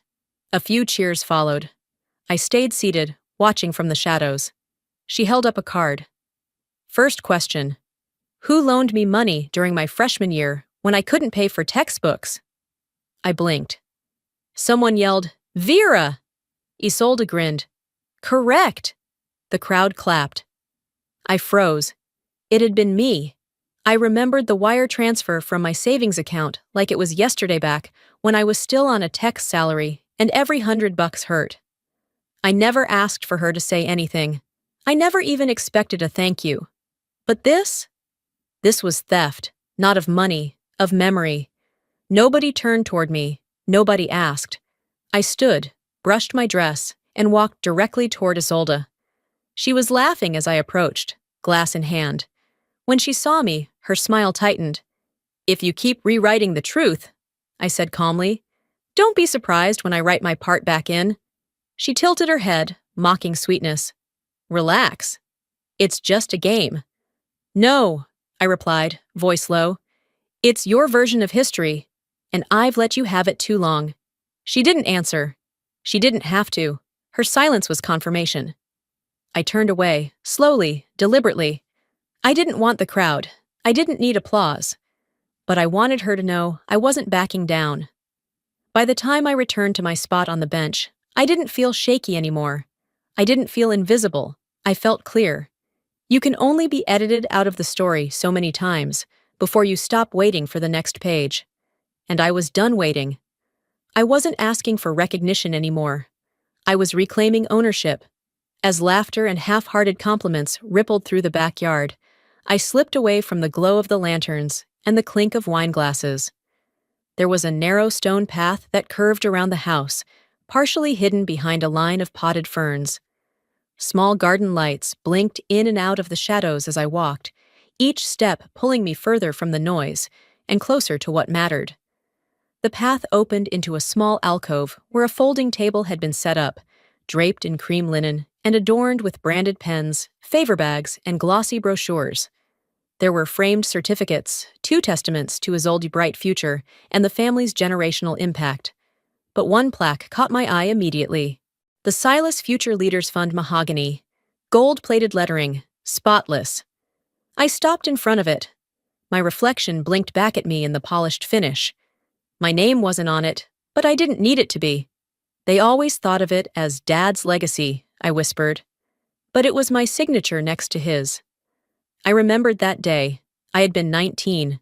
Grandpa Silas' hand trembled as he guided the pen, but mine stayed steady. I had no real money to speak of, just a part-time job and a stubborn sense of duty. Still, ID contributed quietly because Grandpa wanted the fund to live long after he was gone.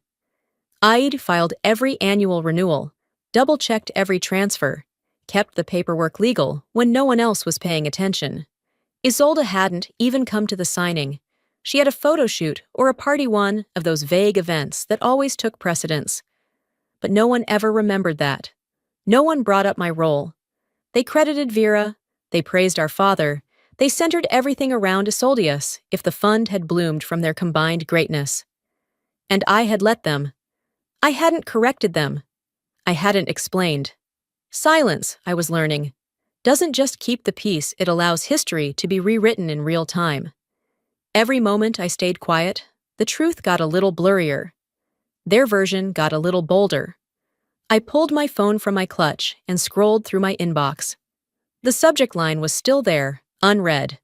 Scholarship renewal action required due next month. And there it was, plain as anything. My name under primary co-sponsor. My signature was still the one they needed. A quiet ping vibrated through the evening silence. I stared at the screen, the soft glow painting my hands with light. The control was still mine. They'd just forgotten. Or maybe they hoped I had. Still doing it, huh? The voice startled me. I turned to find a woman lingering a few steps away, nursing a half-full glass of Roz. Her hair was shorter than I remembered, but the face was familiar Kelsey. We had shared a table in AP English years ago. She'd been smart, observant, and mostly quiet. "I'm sorry?" I asked. She walked a little closer. "Isolde. Still pretending everything came from your parents, from the family. I remember freshman year, you bought her books, right? But she told people Vera paid for them. Said you weren't reliable." The words didn't sting the way they once would have. That twist in my chest, tight and cold, didn't come.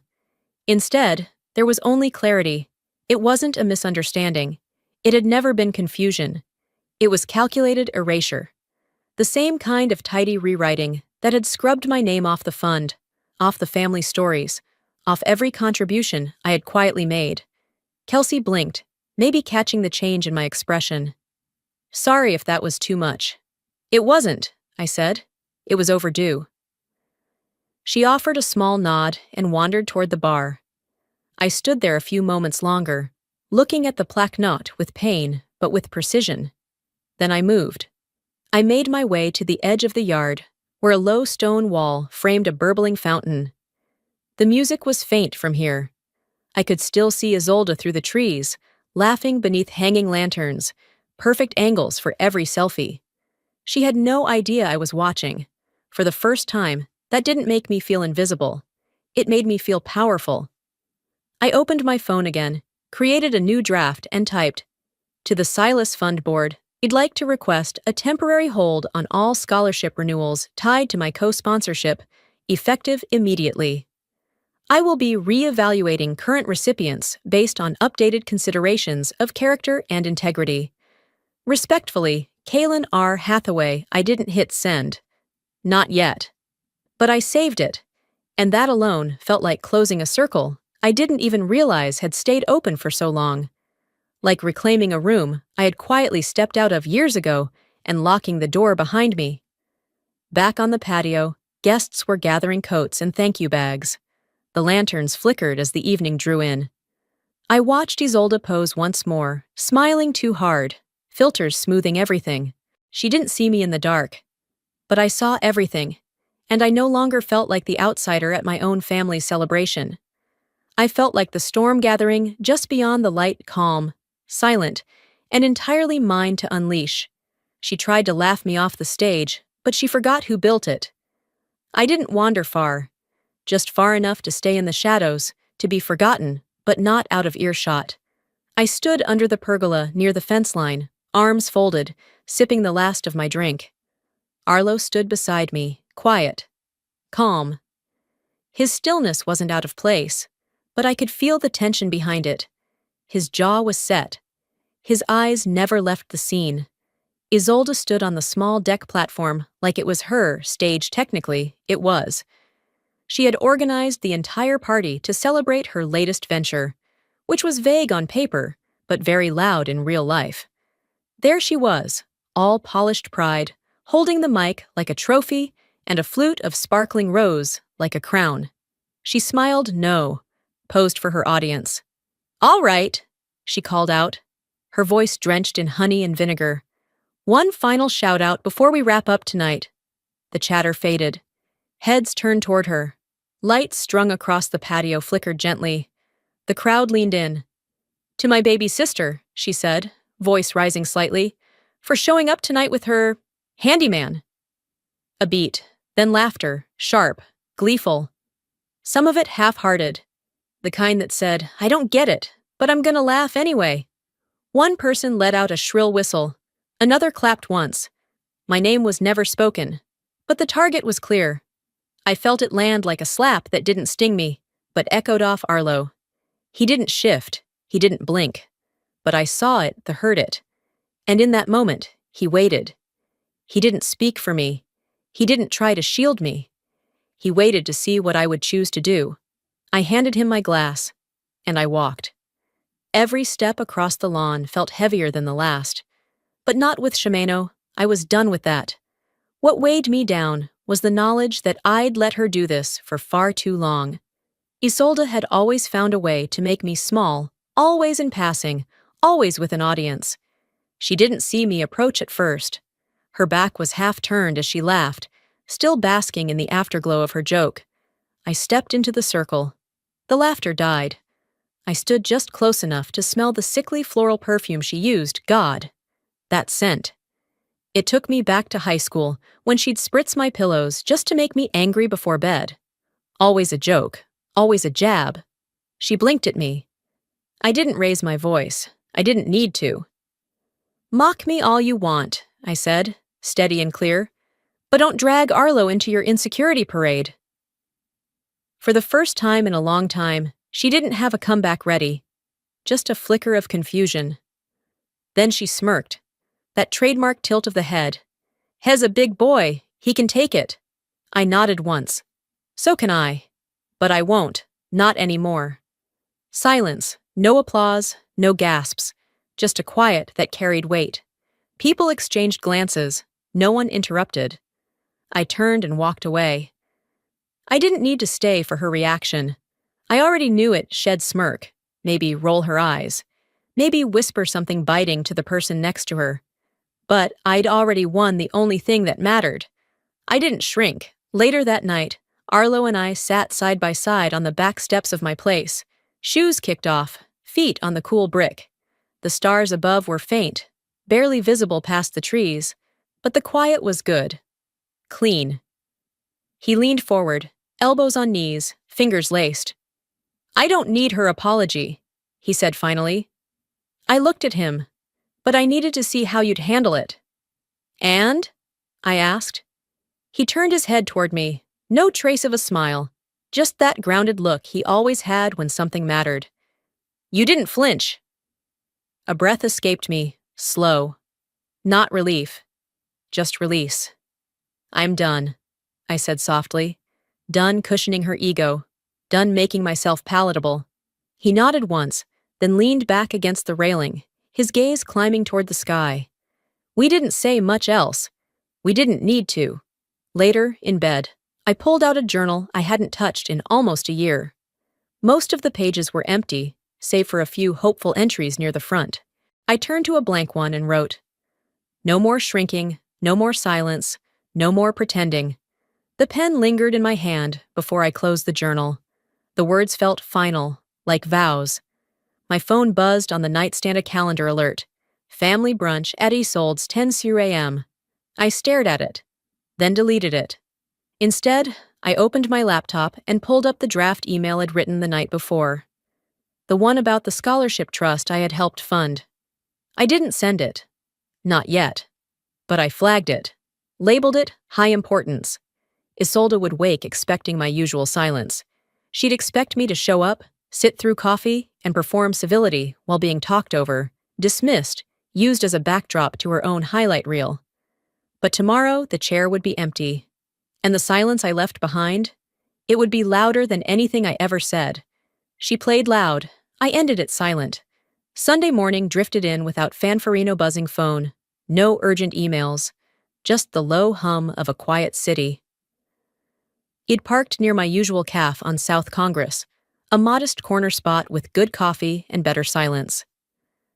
Halfway through a sip of something barely warm, my screen lit up. Langford Silas Fund. Subject, "You'll want to hear this?" No body text, just an audio file. I didn't hesitate. I tapped play. Her voice. Isolde. She was giggling, her words slurring slightly from what sounded like an early buzz. Background chatter. The clink of glasses. Maybe a wine bar. Her voice was smug, careless. "Oh, please. I just have to smile for a few months. The money's basically free. I don't even have to pretend that hard." Another woman laughed along, someone who clearly wasn't loyal anymore. Maybe she never was. The recording ended. Silence filled the car again. Outside the window, people strolled by in slow motion.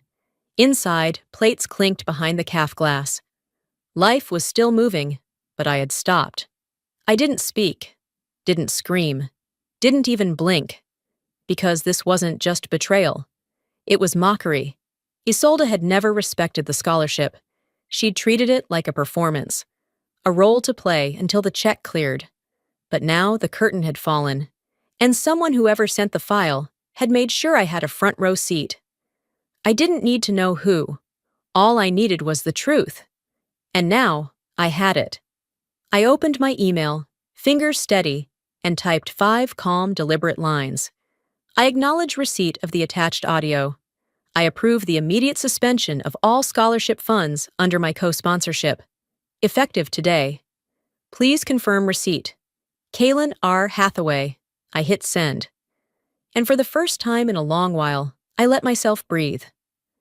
That afternoon, I arrived at brunch, a rooftop setup Vera had arranged at some boutique hotel, with linen menus and overpriced garnishes. Arlo wasn't with me. I told him this one wasn't worth the energy. Vera greeted me with a thin smile and a tight hug. "Let's keep it civil today," she whispered, like a warning. I smiled back. "Not fake, just final. Already handled." She looked puzzled, but didn't press. I found my seat across from Isolde. She was mid-sentence, fluttering through talk of alumni committees and international panels. Her laughter trailing the way perfume does, designed. Distant, untouchable. She hadn't seen the email yet. Her phone lay flat on the table, face down. So I waited. 15 minutes in, as Vera complimented the waiter's French accent for the third time, Isolde casually picked up her phone and tapped the screen. That's when it happened. No gasp, no theatrics, just stillness. Her entire expression shifted, not collapsed, but hardened. Her posture shrank in, her shoulders pulled taut, jaw clenched. She stared at the screen for a long time, eyes flicking back and forth, as if rereading something she couldn't unsee. She lowered the phone slowly. The mimosa in front of her remained untouched. "Excuse me," she said, voice low. "I need to make a call." No one asked questions. No one offered to go with her. She stood and walked away, her heels clicking too loudly on the tiled floor. I didn't watch her leave. Instead, I folded my napkin with quiet precision and let the moment settle. There was no need for raised voices, no dramatic speech, no public reckoning, just one decision, one revoked signature, and one very clear message. Langford's reply came less than an hour later. Funds suspended. Acknowledged. I stood, nodded politely to Vera, and walked away from the table. No announcements, no goodbyes. The sun hit me like truth when I stepped onto the street hot, unrelenting and clear. I squinted into it, letting the light reach all the places Isolde's shadow used to cover. There was no guilt, no regret, just release. Because storms don't always need thunder to destroy what's weakly built. And while she'd played her game in the spotlight, I'd ended it from the shadows, with silence sharper than any scream. And now, she could keep her performance. The stage was mine. The apology never came. But silence? It did the talking for her.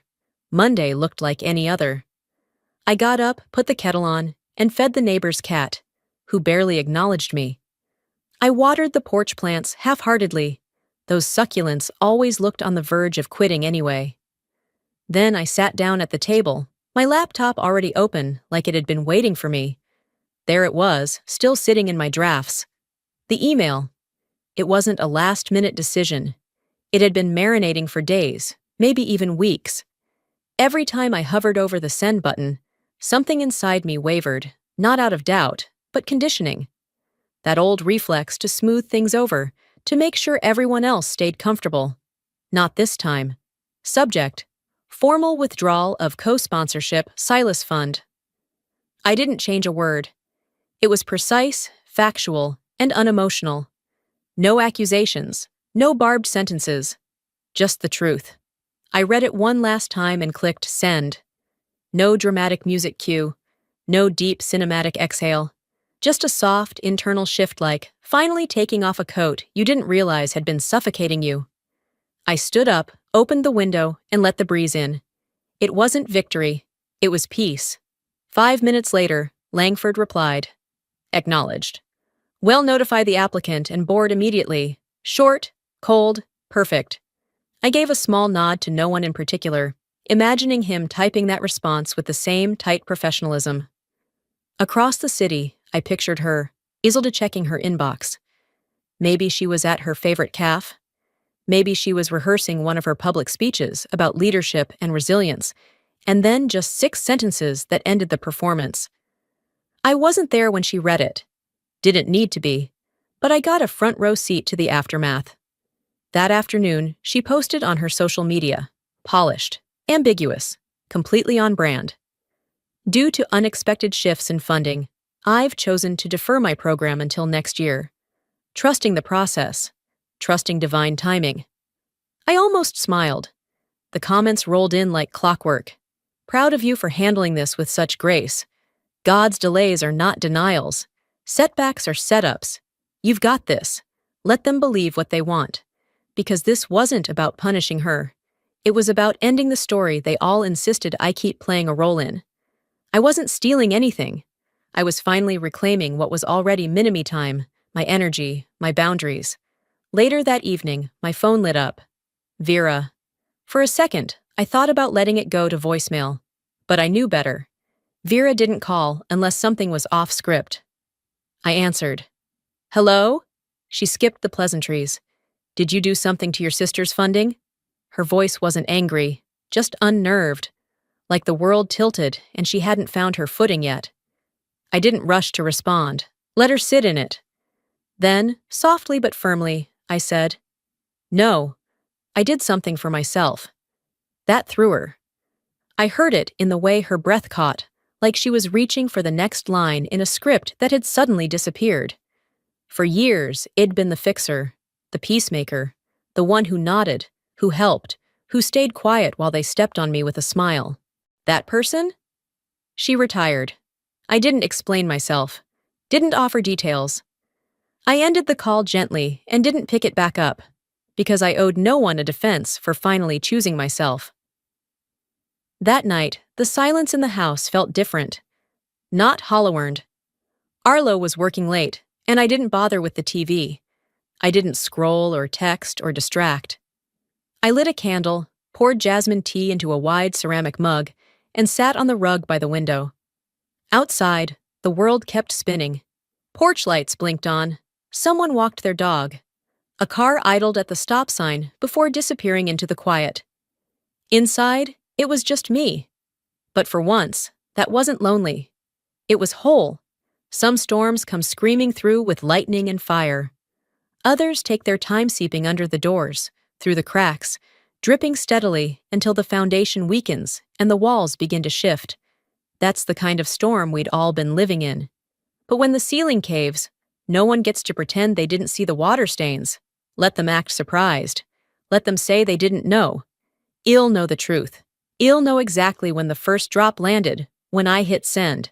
And it wasn't revenge. It was release. 3 days after I sent the email, a package arrived at my doorstep. No name on the return label.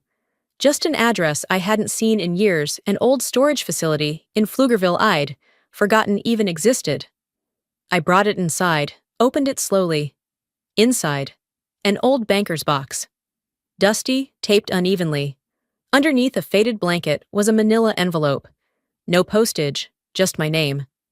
The handwriting made my chest tighten before I even touched it. Silas. It was his handwriting. I sat down at the kitchen table. My hands didn't shake, but my breath caught as I slid my finger under the seal. To the granddaughter who kept the promise when no one was looking. I stopped reading, just sat there, closed my eyes. The letter wasn't long. He'd written it sometime before the fund was finalized, dated in blue ink at the top. He thanked me for staying beside him during the long hours of paperwork, for showing up when no one else had time. He said, "You're not loud, you're not flashy, but you show up.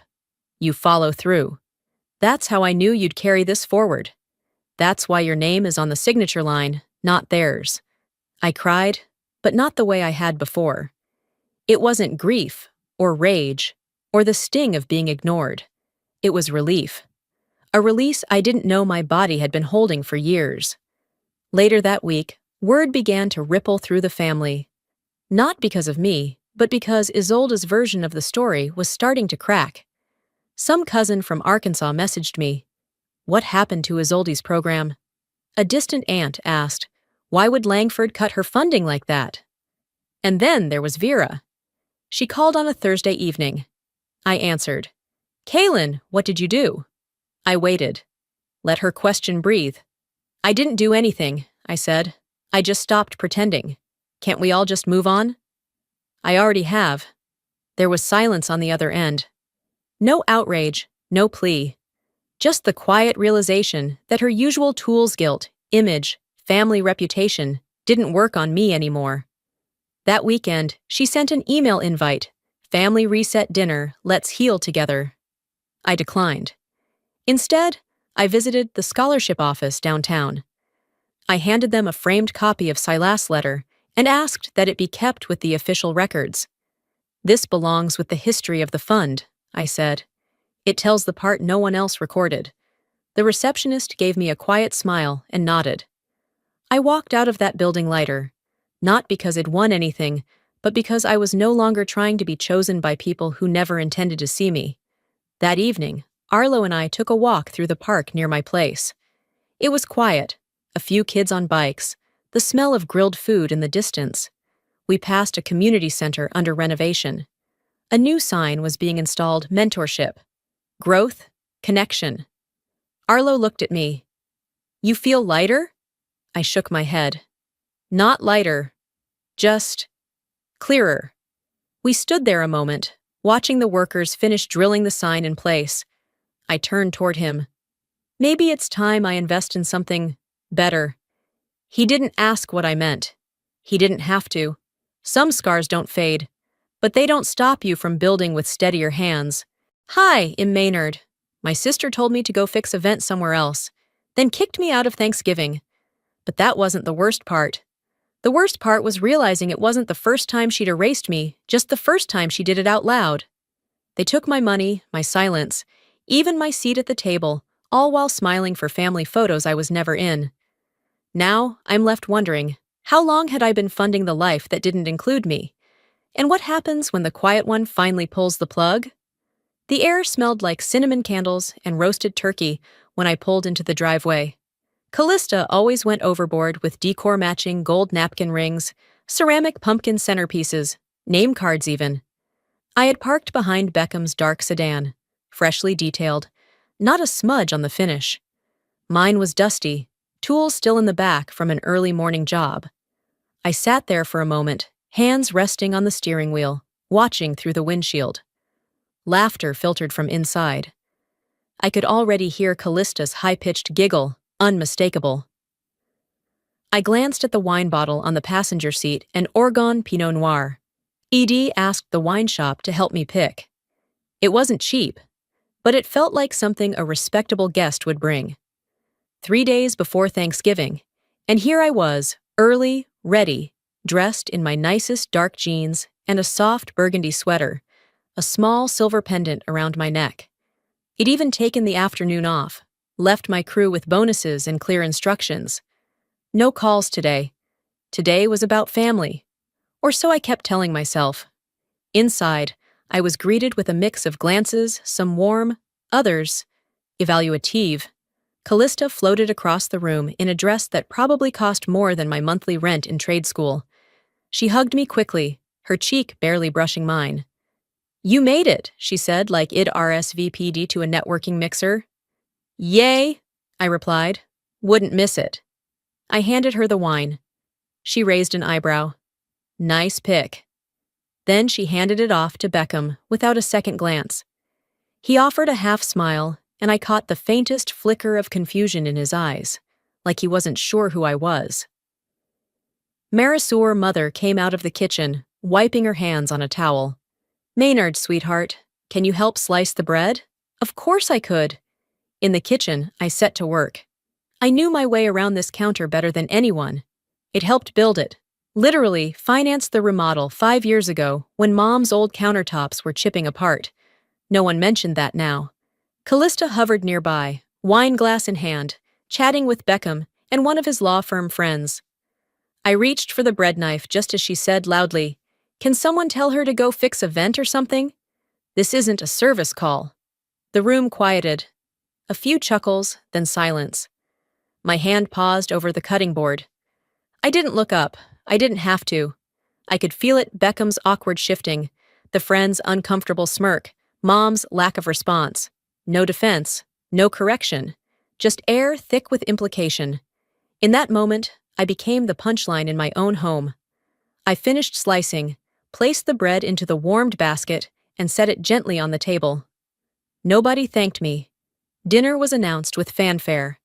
Callista led everyone to the formal dining room, gestures grand, voice bright. I lingered, waiting to see where I'd be seated. My name wasn't on the main table. I checked twice. Maris approached, touching my arm lightly. "Maynard, would you mind letting Mr. Keller sit there?" He is Callista's mentor. "You can grab a plate and join the kids at the island." "The kids?" I asked, not sure I heard right.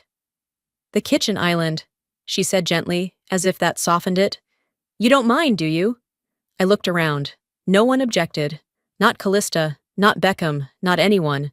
So I walked to the kitchen, grabbed a plate, and sat at the end of the counter beside 2 high schoolers and our cousin's moody preteen.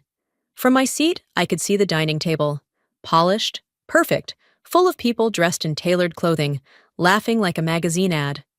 I watched them clink glasses above the very table I had helped pay for during the remodel, a table I was no longer welcome to sit at. I ate quietly. The food tasted fine. It always did. Callista was many things, and an overachieving hostess was one of them. They didn't look over once. After dessert, I helped with dishes without being asked, then slipped away before anyone could offer the obligatory thanks for coming. I climbed into my truck, hands cold despite the heater running.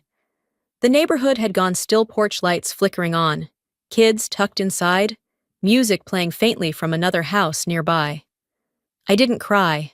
I didn't scream. I didn't text anyone to say what happened. I just sat there. Still. because silence was something I had learned to wear like a second skin. And tonight, it fit too well. I didn't drive off right away. I sat there in the truck with the engine running, staring out at the house where everyone I was supposed to matter to had already moved on without me. The lights inside glowed warm and gold, shadows flickering as people passed by the windows. I could hear faint echoes of laughter when the wind shifted just right. They'd moved on to dessert, maybe coffee, maybe toasts. I was gone, and not one person had noticed. I didn't text anyone to say goodbye. No one reached out to ask if I was okay or where I'd gone. For all they knew, I could have been in a ditch somewhere.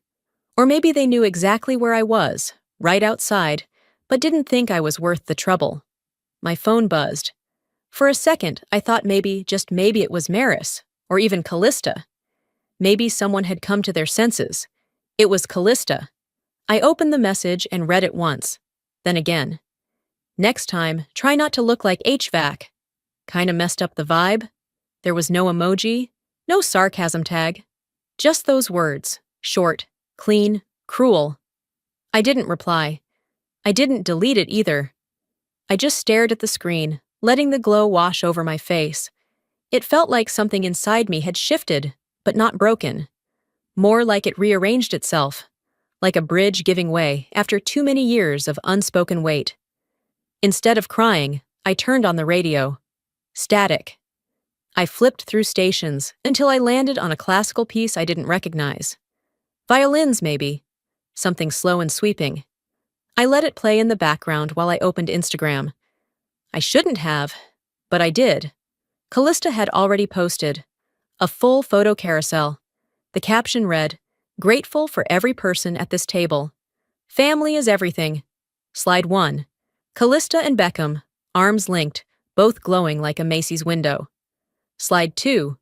Maris at the head of the table, smiling beside Mr. Keller. Slide 3, the group shot, the whole family apparently. Except I wasn't in it. I blinked. I remembered posing for that picture. I remembered standing between Aunt Val and my cousin Lenny. I remembered smiling, fake but full, because that's what you do for a family photo. And yet, here I was, scrolling through evidence that I hadn't existed. Either they'd retaken it after I left, or they'd cropped me out. Either way, the message was loud and clear. The comments rolled in.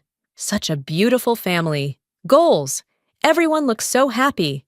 I closed the app, my thumb shaking slightly, then opened the camera roll on my phone. I searched Thanksgiving. Last year, the year before. There were photos, plenty of them. Callista cutting pies, Beckham holding wine glasses, Maris arranging napkins like flower petals. But in all those photos, one thing stayed the same. I was always behind the camera, never in front of it. A few had my hand in the corner, my wrist maybe, the back of my head once. But not my face, not me. I remembered helping host last year's dinner because Callista was swamped with finals. I remembered making the cranberry sauce from scratch, the one Dad used to love. He wasn't around anymore, but I'd done it anyway, for tradition, for the illusion of mattering, and not one image existed to prove it ever been there. I scrolled back further, hoping to disprove the narrative building in my head. I wanted to find just one picture, one where I was laughing, or holding a plate, or standing in the background. But year after year, all I found were gaps. Space where I should have been. This wasn't new. What was new was that I saw it now, for what it was. Not an oversight, not a coincidence. It was a pattern, a decision. They didn't want to remember me, and deep down, I had stopped asking them to. I turned off my phone and stared at the black screen. My own reflection looked back at me, tired and unsmiling. No foundation, no gloss, just me. The version they didn't want seated at the table or shown to the world. I rolled down the window and let the air in. It was sharp, with that crisp, pine needle edge that only Idaho nights seemed to carry in late November. It smelled like smoke and stars, and something I couldn't name. I wasn't just missing from the photo. I was never meant to be in the frame at all. The morning light in Boise has a strange way of feeling honest, like it's not going to sugarcoat anything for you. I woke to it seeping through the blinds, slanting across the cracked windowsill in my apartment above the shop. The heater clicked on with a grumble. It didn't help the cold that had settled in me overnight. My phone was face down on the nightstand, but I already knew what it'd see. Still, I picked it up. No missed calls, no texts, no one asking where I went. No one even pretending to notice I had left mid-meal and vanished into the night. I made coffee without really tasting it. My fingers moved through muscle memory filter, scoop, water, press, but my thoughts were somewhere else. I checked my email, mostly invoices and spam. Then I glanced at the whiteboard hanging above my small kitchen table. It listed all the weekend appointments I had personally rearranged so I could be free for Thanksgiving. And for what? I flipped open my laptop. I wasn't sure why. Just something to do while the coffee cooled. The screen blinked to life, and with it came a memory from the night before, the conversation that had slipped under my skin like a splinter. Callista's voice, all polished and poised. A guest had asked how she managed to get through law school without debt. She smiled and said, "My parents are angels. Always made sure I had what I needed." That moment hadn't hit me then, not fully. I had been too focused on keeping my hands from trembling while I carried dishes. But now, in the quiet of my apartment, it landed. They erased me. Even in their praise, I didn't exist. All those payments I had made, the textbooks, the housing deposits, the semester fees all slipped neatly into some invisible drawer labeled parental support. And she let them, smiled through it, let people believe the story she thought was prettier. I stood, suddenly needing air. I opened the window. The city below was just waking up, the muffled sounds of trucks, a dog barking somewhere down the alley. Leaning against the windowsill, I thought about the dress, the one I wore to dinner. It had belonged to our grandmother. A soft floral pattern, old-fashioned but meaningful. It was something she wore every Thanksgiving. I'd kept it for years, only pulling it out for special family gatherings. I remembered walking into the kitchen, and Callista whispering to Maris, just loud enough for me to hear. Next time, maybe she shouldn't wear upholstery. They laughed. I pretended not to hear. But I did. I always do. I pulled the dress from the laundry bag hanging on the bathroom door. The fabric still carried the faint scent of roasted rosemary and clove. I sat on the edge of the bed and laid it across my lap. It felt heavier than I remembered. Not physically, but in memory. It wasn't just a dress. It was a legacy they didn't want me to be part of. I ran my fingers along the seam that I had mended last year by hand. That little tear under the sleeve, where the stitching had come loose after decades of use. I had fixed it, delicately, with care. Just like I had tried to fix everything else in that family, but no one remembered that part. I placed the dress back in its garment bag and zipped it shut. My phone lit up again, not with a message, but with a photo notification. Another post from Callista. A boomerang of her and Beckham clinking glasses, captioned, "Nothing like family." Family! I stared at that word until it blurred. Scrolling back through her timeline, I noticed how I'd never been tagged. Not in birthdays, not in holidays. Not even in the post she made last year after I paid her tuition in full for spring semester. She'd posted a picture of her holding a Starbucks cup, captioned, "Cheers to working hard and making things happen." I was a ghost in my own generosity. Looking back now, the signs were everywhere. The way she dodged questions about where her support came from. How she never introduced me to people unless forced. When she did, it was always vague. "This is my sister," with a tone that suggested the word could mean anything. I had let it slide. Every time. Told myself it wasn't worth making a scene, that I wasn't doing any of this for credit. But maybe I should have asked why credit was such a dirty word only when it was about me. I set my phone down and reached for a notepad on my counter. Scribbled 3 words at the top. Start writing back. It wasn't just hurt anymore. It was recognition. If they could build a perfect story without me, then maybe I was never meant to be in their ending. I didn't send the letter, but I made one change they couldn't ignore. Sunday afternoons in Boise moved slower than the rest of the week. The streets had a hush to them, like even the concrete needed a breather. I met Lydia at the corner cafe, the one with those wobbly patio chairs and the smell of burnt espresso trapped in the wood.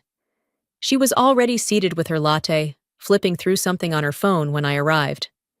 We hugged in that awkward shoulder tap way people do when they've grown distant, but haven't admitted it. I sat across from her, wrapping my fingers around the warm ceramic mug I'd ordered more out of habit than desire. We talked about nothing first. The weather, work, a recall on some car part her husband was annoyed about. Then, like a train switching tracks, she looked up and said, "Callista's really stressed, Del. You know how she gets with pressure. It probably wasn't personal." I stirred my coffee slowly. It wasn't pressure that made her lie. Lydia didn't answer. She just sighed, then tapped her screen and turned it toward me. "Did you see the toast?" The video played without sound at first, and that was almost enough. Callista stood at the head of the dining table like it was a podium, her glass raised, her face glowing with self-certainty. Lydia turned the sound on. "I just want to thank everyone who made this dinner possible. And a special shout out to my little sister, our behind-the-scenes logistics queen, always making things flow. No name, no camera pan, no gesture in my direction. I wasn't family, I was function." "She meant well," Lydia said softly. "You know she loves you." "Do I?" I took a slow sip and set my cup down. Because what I saw was a woman proud to edit me out of her own fairy tale. Lydia didn't argue. Maybe she wanted to. Maybe she just didn't know how. We parted with a tight smile and empty words. "Let's do this again sometime." We both knew we wouldn't. Later, at the supply store, I ran into Beckham. I'd come for couplings and vent sealant, but found him near the checkout with a box of light bulbs and some organic oat milk. He recognized me right away and waved. "Hey," he said with that lawyer charm smile. "Still doing the vents for your mom's place? They said you're like the go-to maintenance gal." I blinked once. That smile didn't fade. "No," I replied calmly, evenly. "I own an HVAC business. I don't do vents. I manage a full-service team and have a contract with the city on top of residential work." "Oh, right. I didn't mean anything by it." "I know," I said, and let the words hang there. I didn't need to explain the difference between a sister and a servant. He wouldn't get it. He wasn't supposed to. They knew who I was, I thought, walking out the door with my materials in hand. They just didn't want that version of me in the room. Back at home, I dropped the parts on the kitchen counter and sat at my desk. The laptop opened with a whisper. I hadn't planned on writing anything, but the words started before I could stop them. "Dear Callista, it's easy to forget who keeps the machine running when you've only ever been handed the keys. I've spent years helping you without asking for thanks, without making a scene, without needing a spotlight.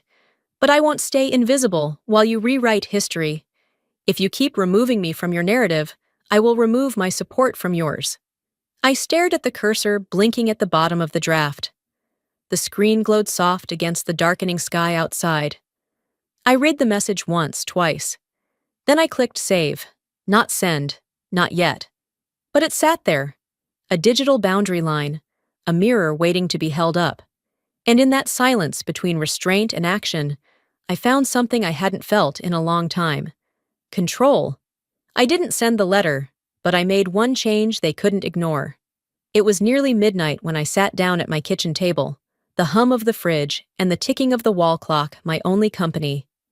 The draft I'd saved from yesterday glowed on the screen, a message still unsent, just a warning written in plain type. But sometimes, words weren't the weapon. Action was. I logged into the university's payment portal. My fingers moved slowly, deliberately. Username, password, two-step verification. Then the dashboard loaded. Her name stared back at me, Callista Maurice Callahan, listed under sponsored accounts. My account, my money, my decision. The cursor hovered over the payment method. There was a small gray link next to it. Remove payer. I clicked it. The page blinked. "Are you sure?" it asked. Yes. My heart didn't race. There was no dramatic exhale, Just a quiet internal shift, like a door finally closing on a drafty hallway that had always stayed just a little too cold. I didn't celebrate. I didn't even smile. Instead, I stood, walked over to the stove, and made myself a mug of mint tea. Something to mark the moment soft, clean, forgettable to anyone else. But to me, it felt like reclaiming oxygen. It wasn't revenge. I was just done. Back at my laptop, I minimized the payment portal and opened an old folder I hadn't touched in weeks, voice memos. I'd used it to record meetings, contractor walkthroughs, client quotes, practical stuff. But one file sat in there with a vague title, Kitchen Thursday. I didn't even remember hitting record. I clicked play. Callista's voice came through first, crisp and careless. Maynard's just HVAS. I told Mom she doesn't fit the crowd this year. Someone laughed in the background. Maybe Maris, maybe not. That was all it took. I didn't pause it. I didn't play it again. I just sat back, let the words soak through. My jaw didn't clench. My eyes didn't sting. It wasn't the worst thing she'd ever said. But hearing it out loud, not imagined, not implied, was a confirmation. A receipt. I renamed the file, Proof, MP3. Then I forwarded it to one person. No subject line, no message. Just the file, Maris.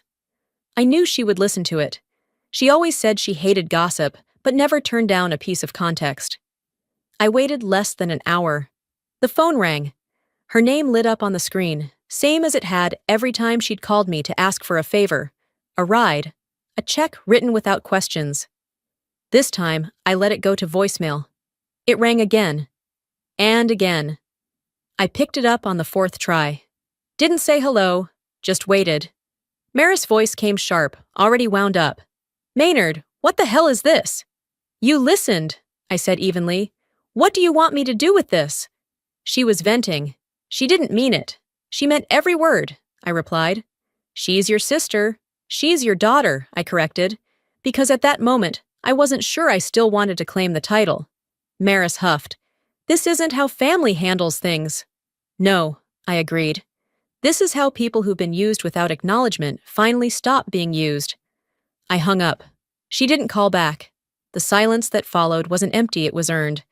It wasn't lonely, it was mine. I sat back, pulled the tea to my lips. Lukewarm now, but still familiar. The apartment was quiet again, humming in low tones, a comfort I'd built for myself. Sometimes the loudest decision is made in a whisper, or a click, and this one echoed louder than anything I could have screamed. They thought it'd disappear quietly. What they didn't expect was it'd take the foundation with me. Tuesday crept in with that thick, low Idaho scythe kind that makes everything feel like it's about to break. I showed up at the office an hour earlier than usual. Not because there was anything urgent, just because silence at home had started sounding more like accusation than peace. Work, at least, had rules. Physics. Process. You tighten the bolt. The machine works. You find the leak. You fix it. Nothing petty. Nothing performative. I was elbow deep in a stack of invoices when Taylor, my youngest technician smart, observant, kind stood awkwardly in the doorway. She hesitated, chewing on her bottom lip, holding her phone like it was radioactive. I know this isn't really my business, she said gently. But have you seen Callista's story?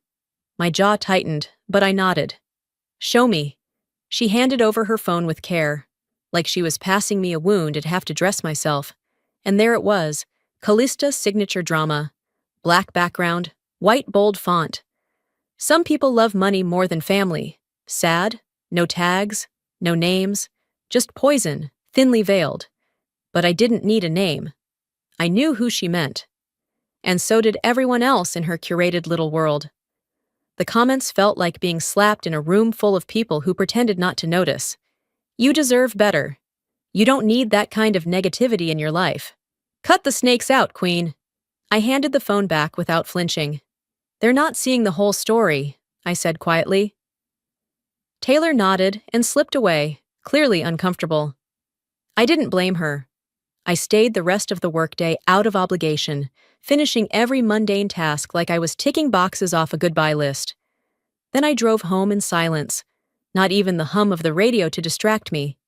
Just the sound of my own clarity, growing louder with every passing block. At home, I opened Instagram not because I cared, but because I knew I had to know. I had to see what story they were building now. Maris had posted a warm-toned photo of her spotless kitchen white counters, polished copper fixtures, her curated life in full display. The caption? Family first. Always. Callista followed with an old photo from her college graduation, posed like she had achieved it with nothing but divine light and hard work. Built by grace, not bitterness. Comments. Disabled. Of course. They weren't telling lies. Not directly. They were telling half-truths designed to paint me out of the frame again, but I didn't reply. I didn't clap back. Instead, I walked over to the kitchen counter where a plain cream-colored envelope sat waiting. I'd bought it earlier that morning from the tiny stationery shop with hand-labeled drawers and bell chimes on the door. It was simple, quiet, like I had been all these years. Inside, I slid a check made out for $0 and a small note card with one single line. This is the last check you'll ever cash from me. My handwriting, my calm, my decision. I sealed the envelope, tucked it into a certified mailer, and drove it to the post office after dark. The fluorescent lights buzzed softly. The clerk didn't even glance up when she stamped the package. It felt right. Back home, I didn't spiral. I got to work. I opened my laptop and started the audit knot of my finances, but of every tie I'd quietly maintained, every convenience I'd funded, every bill with my name, quietly paying for someone else's comfort. Callista's rent deposit? Terminated. Her utilities? Canceled. The Spotify family plan? Trimmed to an Amy. Apple Cloud storage? Revoked. Phone upgrades they'd long forgotten I paid for? Disconnected. I wasn't angry, I was awake. For years they hadn't needed me. They needed the version of me who didn't ask questions, who footed the bills, who bit her tongue at Thanksgiving and smiled through every jab. But I wasn't that woman anymore. By midnight, I had unraveled every cord that tied me to them. Quietly, cleanly. I turned off my phone and sat on the edge of my bed. There was no music, no noise, just stillness, and for once, it wasn't heavy. And then the phone lit up. Maris. Once, twice, 3 times. I didn't answer. Let it ring until it stopped. She didn't leave a voicemail. I opened my text and typed a sentence. Still think him the problem? Sent. No ... No reply. And still no ache.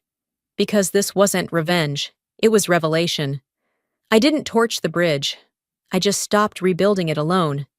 And as I turned the phone over and clicked off the lamp, I finally felt something that had eluded me for years, peace. If they wanted a perfect story, I was finally ready to write the ending they never planned for and never saw coming. It was a gray Thursday morning, the kind where nothing feels urgent, but everything weighs a little heavier. I was at the front desk of the shop, sliding filter boxes onto shelves, double-checking invoice labels, and trying to keep my mind quiet. The scent of metal, paper, and coffee mixed in the air, grounding me in the ordinary. Then my phone buzzed. It was a text from Isolde. We hadn't not really talked since before Thanksgiving, and even then, it had only been about recipes, links to discount candles, a dumb meme about dishwashing gloves. Things people send when they don't know how to say, I saw what they did to you, and I didn't stop them. The message was short. You didn't have to be so dramatic, you know. Callista's just trying her best. No emojis, no question, no warmth. Just a flat line of condescension disguised as concern. I read it again. Then once more, slower this time. It wasn't just the words. It was the absence of effort. The kind of message that's written by someone more interested in smoothing over discomfort than understanding pain. I didn't reply. But in my head, something clear and bitter surfaced. When silence is easier than defending you, they'll let you burn. I scrolled up through our old thread.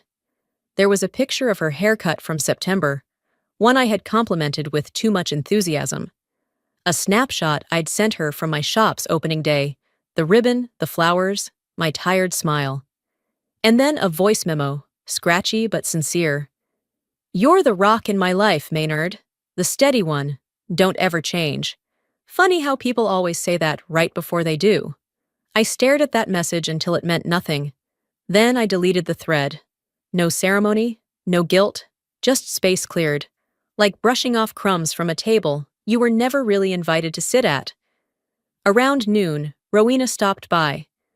She didn't knock, just walked in like she always did, eyes scanning the room like she could sense something brewing. In one hand, she carried a beat-up red toolbox that had definitely seen better decades. In the other, a small USB drive shaped like a cartoon camera. "From my niece," she said. "She's 9.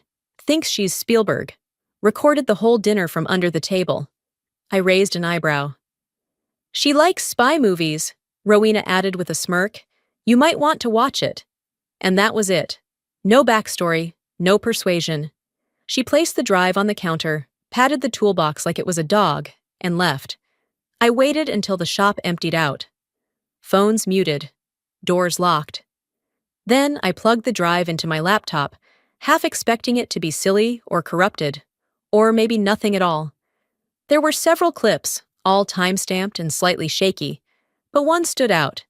It was labeled, "Thanksgiving Final." Kids always name things like it's the definitive version. No second takes, just one truth, captured. I clicked it open. The video began in chaos, shoes scraping tile, the rustle of napkins, the clinking of cutlery and glasses. The camera was angled upward from beneath the dining table, framed between chair legs and dangling linen. At first, it was just sound. Voices, forks, laughter. Then a sudden tilt brought Callista into view. She was by the dessert table, half a tart in hand, one elbow resting against a chair back like she owned the moment. And then she said it. "I told Mom Maynard's basically staff. I mean, HVAC doesn't photograph well." She laughed. So did the others. Not nervously, not politely, but with the easy cruelty of people who think the person they're mocking won't ever hear them. But I did. I didn't pause. Didn't replay. I just stared. Then minimized the window, copied the file to my desktop, and renamed it. Unedited Family Values.mp4. There it was, unedited, unfiltered, undeniable. Not a rumor, not a misinterpretation. Just their truth, caught from a low angle they never saw coming. I sat back, the hum of the HVAC unit overhead, whispering like a cruel reminder. My coffee had gone cold, but I didn't move. I didn't text Rowena. I didn't blast it on social media. I didn't even tell a soul, not yet. Instead, I spent the rest of the afternoon tidying things no one would see. Backing up folders, labeling receipts, preparing. Because this wasn't about revenge not yet. This was about strategy. The kind of quiet they underestimated. The stillness before the truth walks in. And meanwhile, on the other side of the screen, they kept performing grief and sisterhood like it was a shared Instagram account. Callista had posted a candlelit picture of her and Beckham with a caption, "Some people just walk away, and that's okay." Maris had commented underneath, "God gives you what you need, not what you want." Polished, pious, predictable, fine. Let them keep their manicured captions and filtered devotionals, their curated sadness, their borrowed grace. Because now I had the one thing they couldn't crop, a mirror they couldn't edit. And I hadn't even pressed play on the next chapter yet. Friday morning started like any other, until the shop's mail slot clanked with the sound of something thick sliding through. I glanced up from the counter, where my coffee had just turned drinkable. No return address. Just a cream-colored envelope with a discreet corporate logo stamped in the upper corner. It wasn't a bill. It wasn't personal. It was a student loan provider. One I'd never dealt with, not for myself anyway. I slit the envelope open with the edge of a letter opener, steam rising from my mug as I flipped through the packet. Dense legalese, printed tables, payment terms. Then, midway through the third page, I saw my name. Listed as a cosigner. Borrower, Callista Maris Callahan. Date: 2 years ago. My eyes didn't widen, my hands didn't shake, but something inside me twisted, like I'd been holding onto the edge of a dock and someone kicked me in the ribs. I didn't remember signing anything, not for that. Not then. But there it was, my name, clear as day, digitally stamped onto a signature line I never touched. A forged signature. Crisp, believable, almost smug. They hadn't just borrowed my help. They stole my name and built an entire future out of it. I didn't call her. I didn't even let myself rehearse the conversation. What could she possibly say? That it was a misunderstanding? That I always meant well and would have said yes if she had asked. I didn't need soft lies in a sweet tone. I needed proof. So I spent the rest of the morning in quiet focus. Digging, scanning, printing. Every bank statement, every tuition receipt, every emailed PDF Callista had asked me to look over real quick. One, buried in a cluttered desktop folder from 2021, made me stop cold. It was a financial disclosure form, filed with her university, claiming she was a first-generation student, self-funded, no support from family. A lie. Because I was the support, and I had the loan statement to prove it. Out of habit, I checked the scholarship's official site, the one Callista had gushed over during her acceptance dinner. The guidelines were clear. Applicants must demonstrate financial independence, no significant family assistance. So not only had she lied to me, she'd lied to them. And she'd benefited from it all publicly, loudly, proudly. Scholarships, spotlights. Self-made success posts captioned with emojis and Bible verses. I gathered everything: the forged loan documents, the false financial declarations, the printout from the Scholarship Foundation, and a video Rowena's niece had casually sent me last month, one I hadn't thought much of until now. In it, Callista bragged, almost jokingly, "Honestly, all you need is a good story. They eat that up." I replayed it twice, then labeled the folder. Scholarship Integrity Breach. The meeting wasn't dramatic. No courtroom, no gasp. Just a plain, carpeted office with fluorescent lighting and a tired-looking woman behind a desk. I sat across from her, folder in hand. "I'm not here to destroy her," I said as I passed the file across the table. "But I believe you deserve to know where your investment really went." She didn't rush. She didn't ask questions. She just started reading, eyes narrowing with every page. After a while, she looked up and asked, "Would you like to be informed as this proceeds?" I shook my head. "No, I just wanted the truth to land where it belongs." And that was it. I stood, walked out, and didn't look back. That night, the calls started. My phone buzzed during dinner, 3 missed calls in a row. One from Callista, one from Maris, one from Beckham. I didn't answer, not out of anger, just clarity. I'd said what needed to be said, without speaking a word to them. Instead, I curled up on the couch, laundry half folded beside me, and opened my laptop. A local legal forum I followed posted an update. Scholarship status on temporary hold pending review of submitted financial documents. No names, no specifics, but the timing couldn't have been clearer. The comments started rolling in. Why do people always ruin a good thing with lies? Fraud should be prosecuted like theft. Because it is. Another rags to riches story built on someone else's wallet. I didn't comment, didn't like, didn't repost. I just watched. And for once, the silence didn't feel like a hole or a void or an absence. It felt right. Like a door closing softly behind me. Not slamming, not breaking. Just closing. No fireworks, no shouting matches, no scenes worthy of reality TV. Just a slow unraveling, a quiet undoing, a house of cards collapsing under its own arrogance. I pulled a blanket over my lap, letting the last light fade through the windows. The news played in the background, something about thunderstorms and traffic delays. But all I heard was calm. The weight was still there, but it had shifted. Moved to a place I didn't have to carry anymore, because I didn't start the fire. I just stopped shielding them from the spark. You can lose everything and still not feel free-ness. you choose to walk away from what broke you. 2 weeks had passed since the file was handed off to the scholarship board. Nothing loud had happened, no press conference, no angry calls to my office from strangers. But Boise has its own quiet way of letting things unravel.